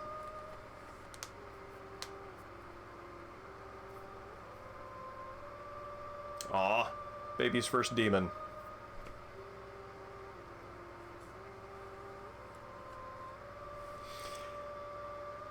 It's interesting that, so this game ends with an acknowledgement that you're freed from this sort of this limbo that you've been trapped in. Bloodborne does the same with the Hunter's Dream.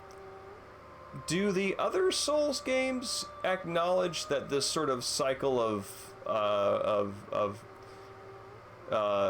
unending resurrection is broken for you at the end?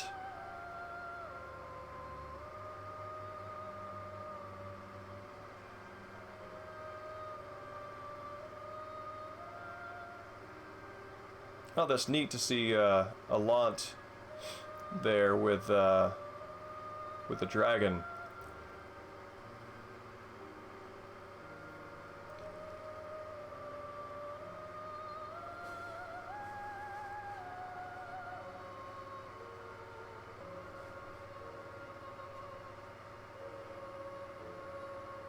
Interesting.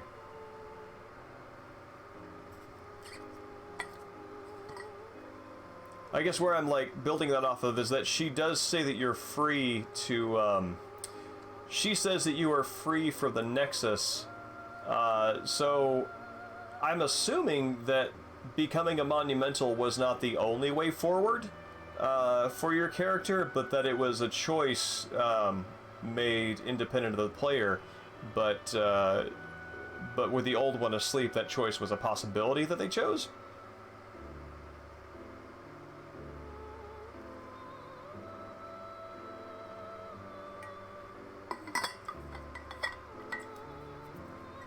Oh, man-eaters pranking each other.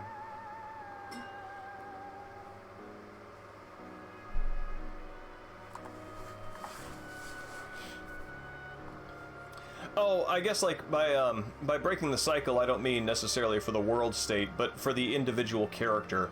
My read on that ending is that your character had the option to leave. They chose not to. They became a Monumental and therefore stayed in that cycle of watchfulness over a period of order until, you know, things go topsy-turvy again. But that there's sort of an acknowledgement that that limbo state had been broken. Like, presumably now you can die, and it would be permanent like the other Monumentals. And as in Bloodborne, when you wake up from the Hunter's Dream at the very end, depending on the ending you get, you kind of stumble away. And, you know, there's no place for you to go back to if you die, so it feels like a similar thing. Yes! Adjudicator! Look at that serious face on that bird.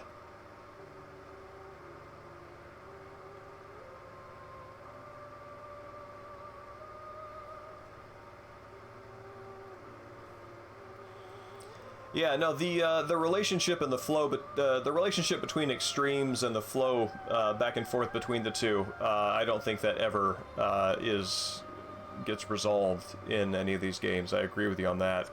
I just mean with respect to the individual characters' fates.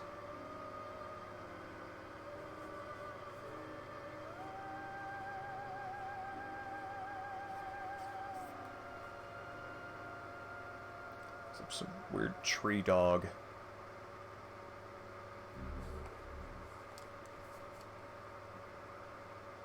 I don't know if I've ever met Executioner Meralda.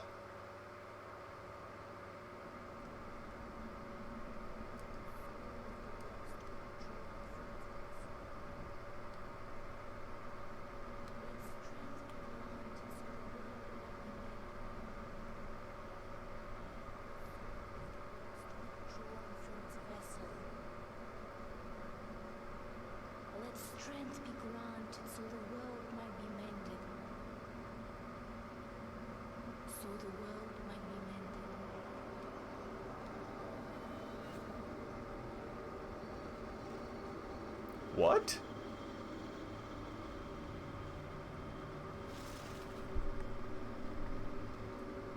This is the Nexus. It holds together the northern land of Boletaria.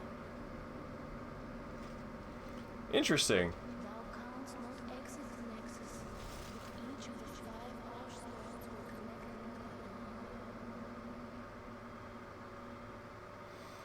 I dig how they fold that into the New Game Plus cycle instead of having that happen where you having that happen from the menu.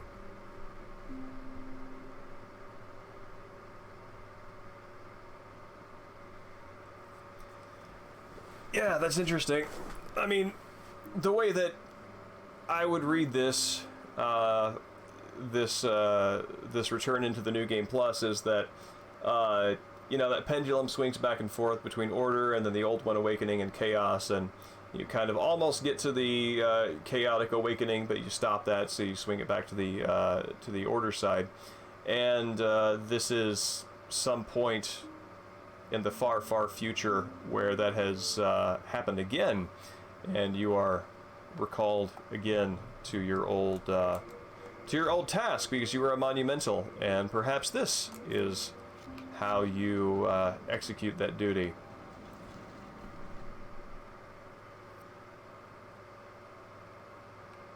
Oh yeah? Let me take a look at that.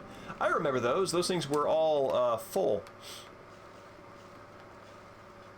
Well, you slipped through the fishing too, did you? You came for demon souls? What a sight this land has been. Buster, you got no idea where I've been. Hunting for demons? Try one of the archstones. It's why you came, is it not? To this cursed solitarium. Let's see, what is the tutorial stuff here? This? Well, let's just take a look and see. The tutorial's pretty short, if I can just blitz right through it.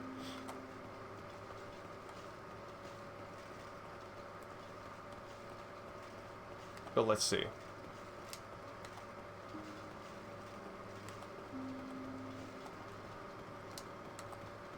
I'm right now imagining a mano fight between Yurt and the guy wearing this helmet. And the helmet's getting stuck. Okay, yeah, looks like it's closed off.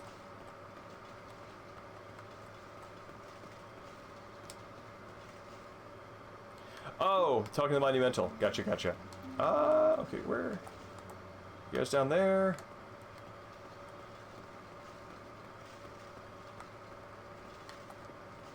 I think I missed it by a floor.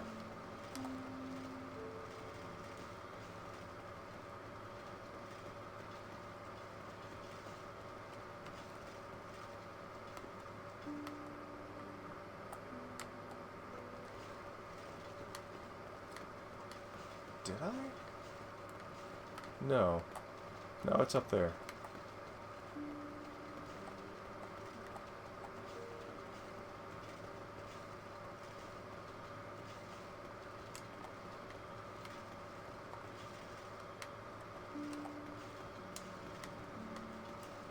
That's curious. I'm guessing the way forward is... Oh, okay, gotcha, gotcha. Let me see if I can blitz through on one. Let's see how that goes.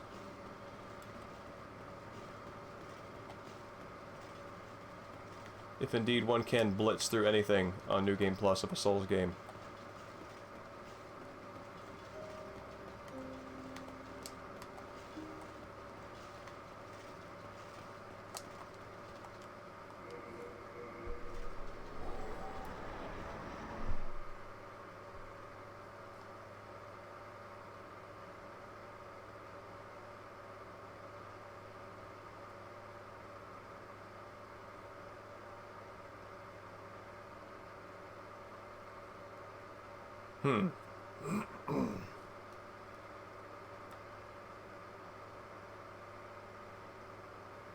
Well, then maybe I'm about to lose 70k in souls.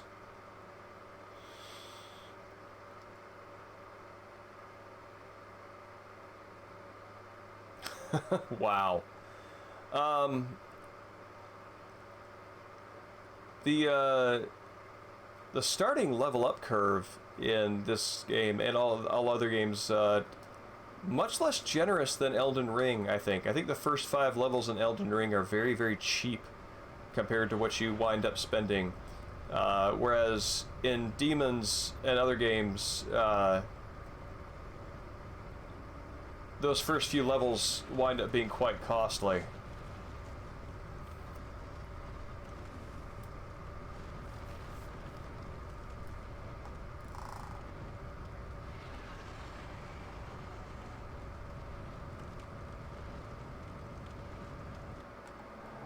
I never noticed before how the dragon kicks when it flaps its wings. That's neat.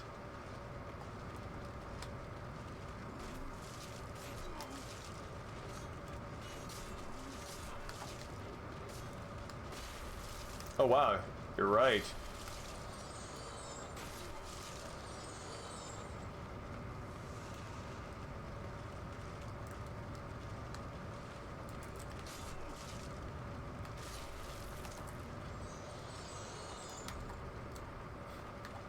Oh, man.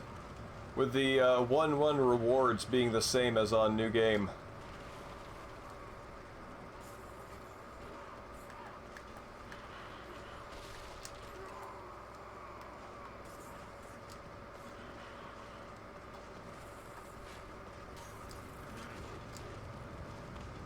Oh, hey, it's my sign. Or my message. Ah!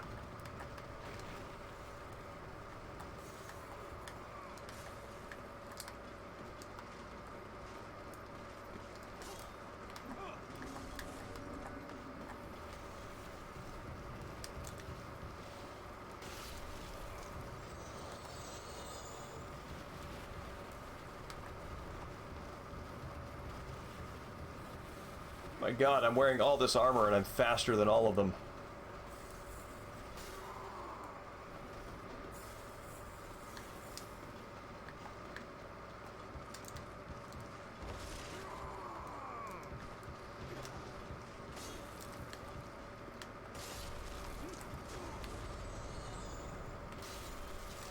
Nope, I do not want to target him. Nope, no, no, no, no, no, no, no!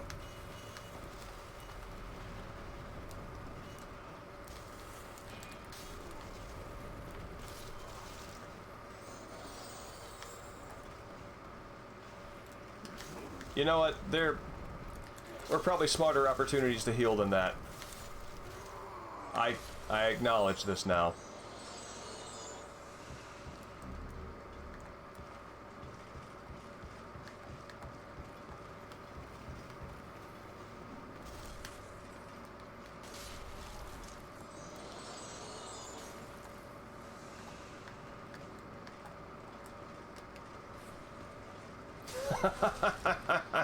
That's great.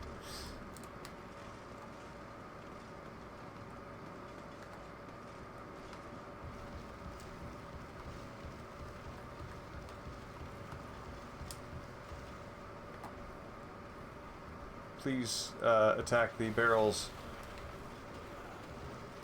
Oh, never mind, I can do it without killing myself, because I'm not on fire.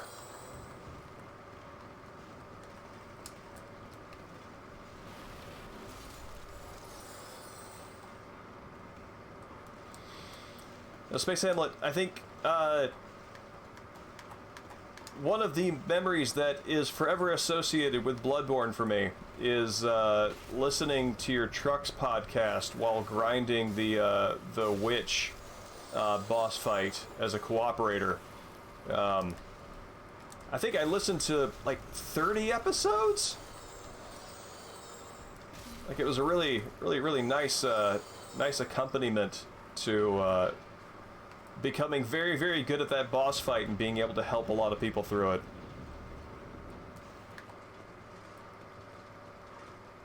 Alright, Ark, I hope you have a great day. Yeah, what oh, did I miss something? I think I missed something. I hope you have a great day at work, and great sword therapy is great sword therapy.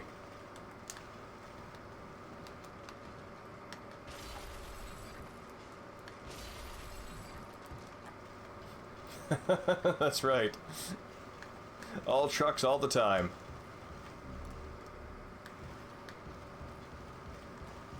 Which, if you have that playlist on hand, that would be a fine thing to plug here. I think anybody who kind of enjoys my vibe generally, I think would enjoy trucks quite a bit.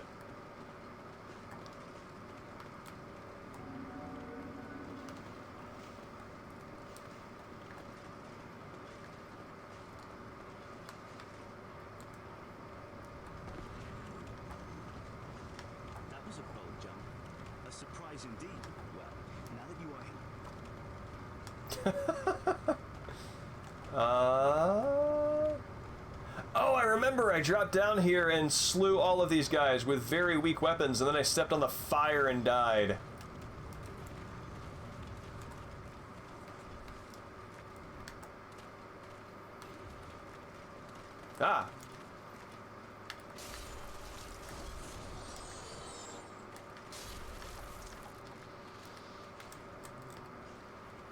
Oh. There we go.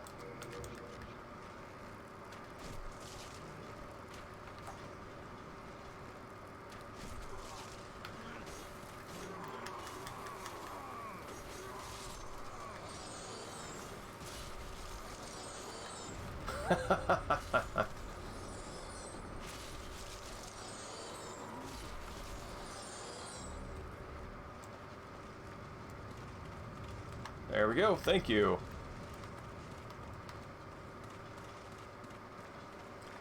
Yeah, for context, Trucks is Space Hamlet's podcast that has been going for many years now, and I was a guest on it. Once? Was it twice? I think it was just once. Yeah, it's a good listen. I find it very meditative and very relaxing.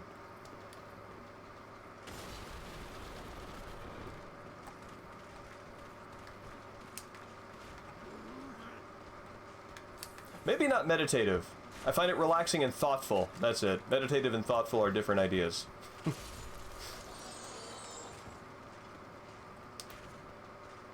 I think instead of meditative, I think I mean reflective. That's it.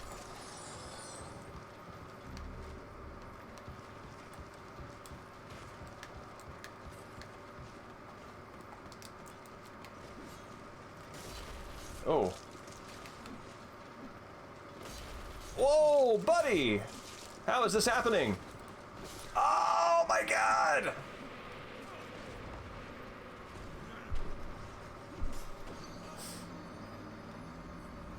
Man. Followed me all the way down to stab me and make sure I was down. So the mistake there was not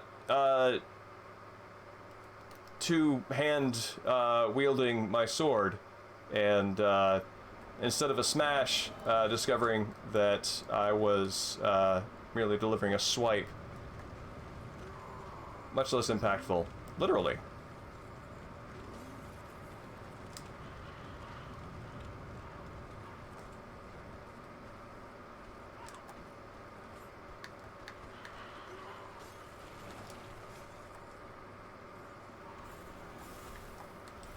Ah! Oh no, this has gone from bad to worse!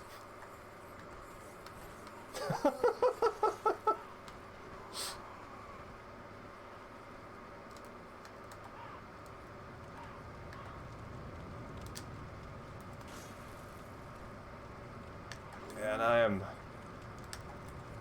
I blame this helmet for the depth perception problems.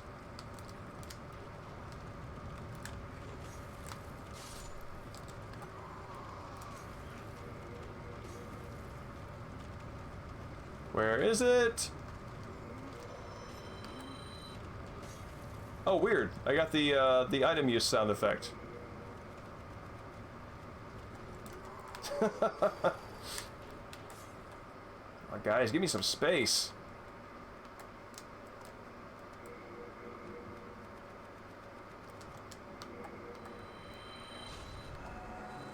There we are.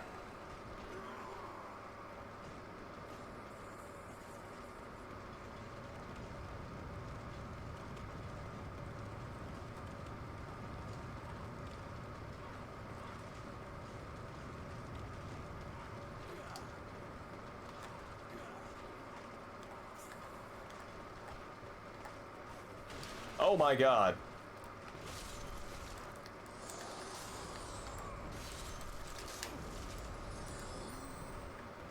Good. It turned out not as bad as I thought it would.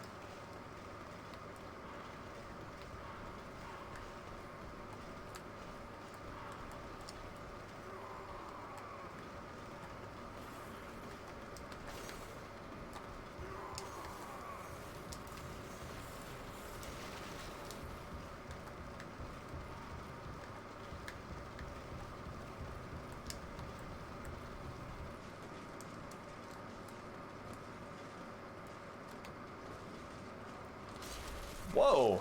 So I apparently do not do the kind of damage to him that I expected I would when he's attacking me? How bewildering. Interesting.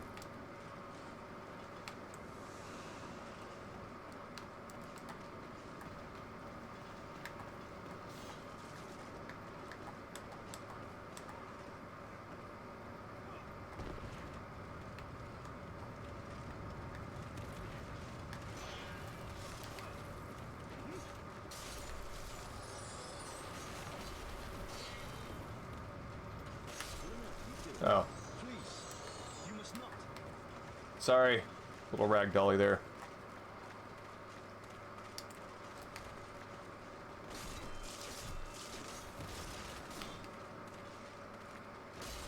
There we go.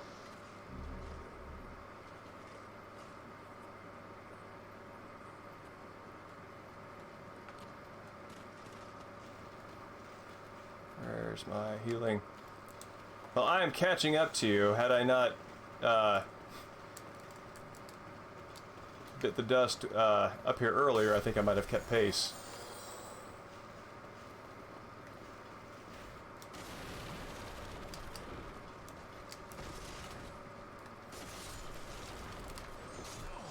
Yeah. What? No! Wow! You can really get stun locked there, can't you?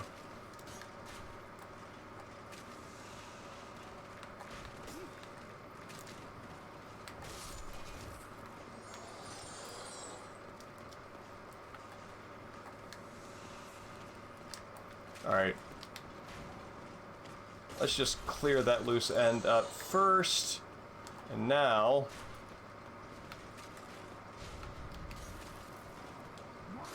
that's what I was expecting to happen.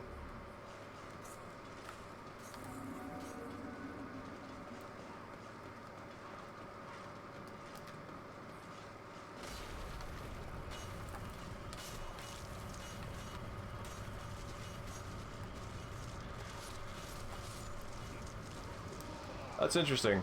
I wonder if it's the extra health that they have that let them survive the first hit, and then their models got popped up on top of the rolling boulders. Ah! Believe me, guys, I'm just as surprised as you are.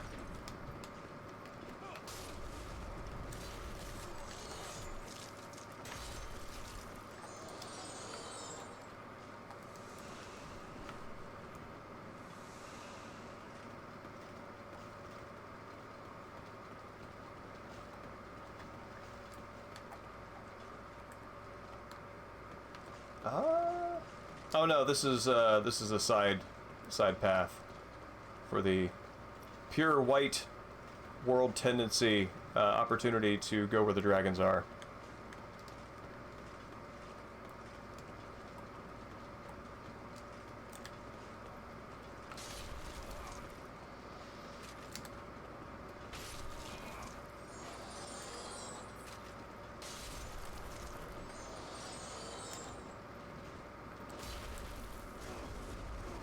Oh dear.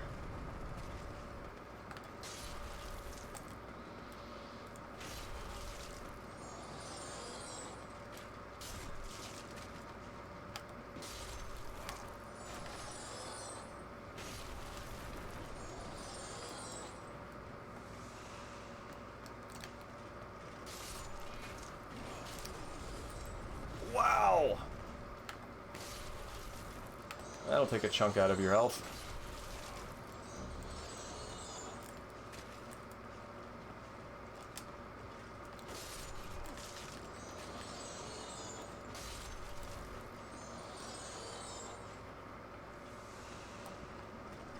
Phantom saved. Does that mean... does that refer to your Phantom? Having been saved because we beat the boss?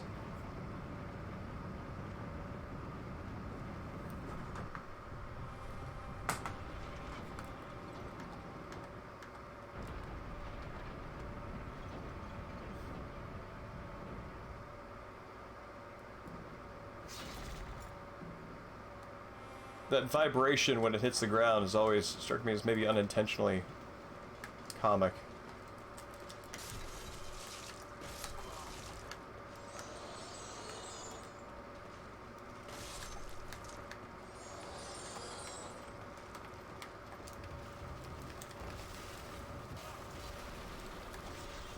No, just go, go, go.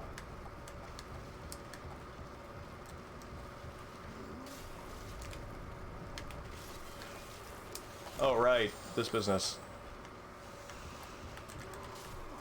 Oh, man, trying to skip all this stuff might have been a mistake.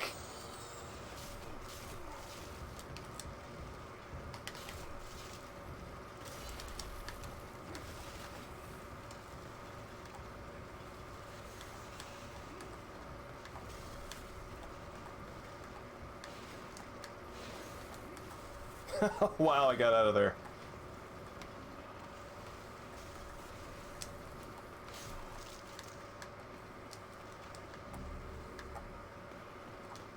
All right. Oh, interesting.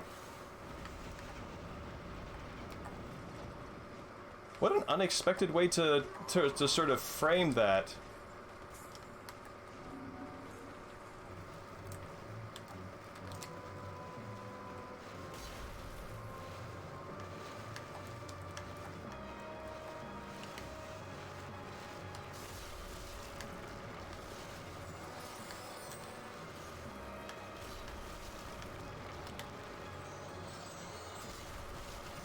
Oh wow, that's very satisfying.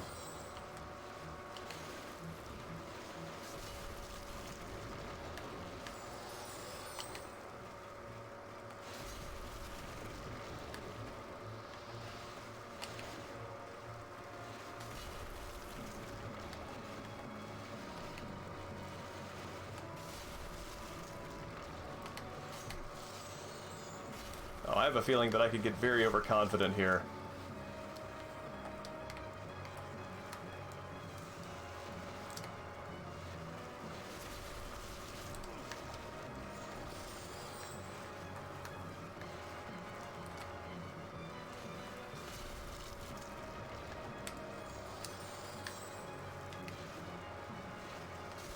Or I could just win. No, no, no, no. Overconfident. Overconfident.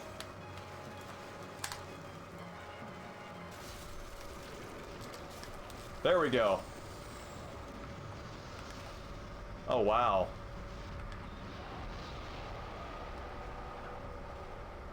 Last time I beat this, I did not kill Phalanx before killing his minions, and watching them all sort of underneath the shield was nifty.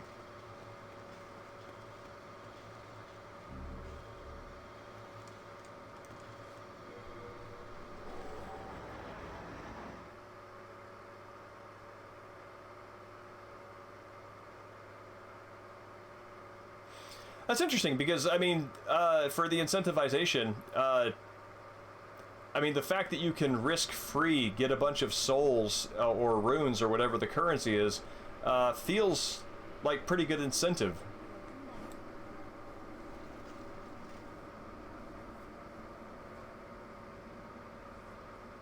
The monumental awaits the... There we go. Now, let me see if I can see my my high score.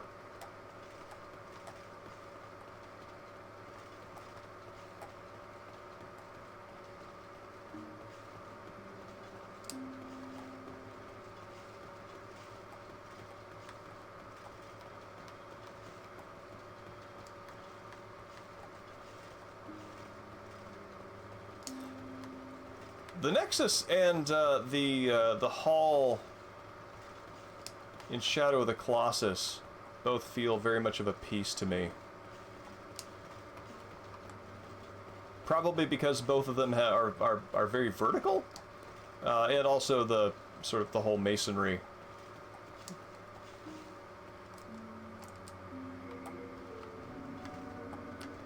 Wonder why they ask you if you want to hush the door to the Pantheon. Alright, here we are. This Phantom saved. Uniter of the World.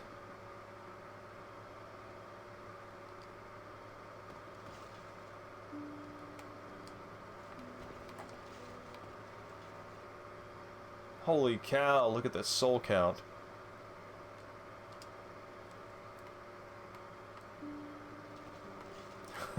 Was it... Is this me? There I am.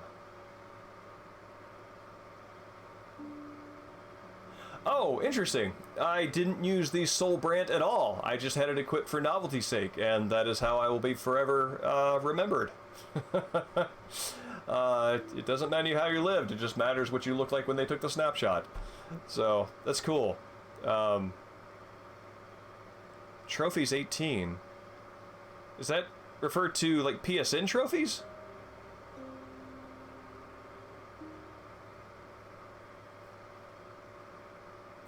Yeah, well, I mean, Mahafun was helping out a lot, so I might not have died. I think I died much less than I would have if I'd been going this alone. And yes, it is a shorter game, but it's a good length. Like, this feels like, I mean, we've been talking in Discord about the merit of Elden Ring being extraordinarily long and just having as much depth. I mean, that rabbit hole is going to go down as far as you want to chase it, or tunnel into it. But there's something that this captures that's something that is that content heavy doesn't. I like the focused experience. And I also like feeling that something ends. That is not a popular thing to design for, but I like that. So no, that's a good market thing to remember, for sure. But yeah, that wraps up Demon's Souls for PS3. Thank you everybody for coming out. Mahafun, thank you so much for being available for every stream session to co-op. I really appreciate it. I am gonna do Fatal Frame 4 next, which will be fun. That's the one developed by Grasshopper Manufacture.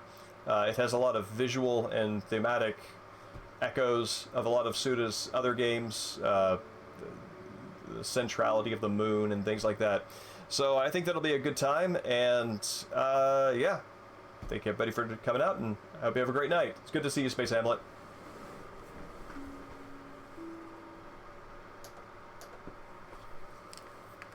And oh my god, the stream only dropped once. What fortune.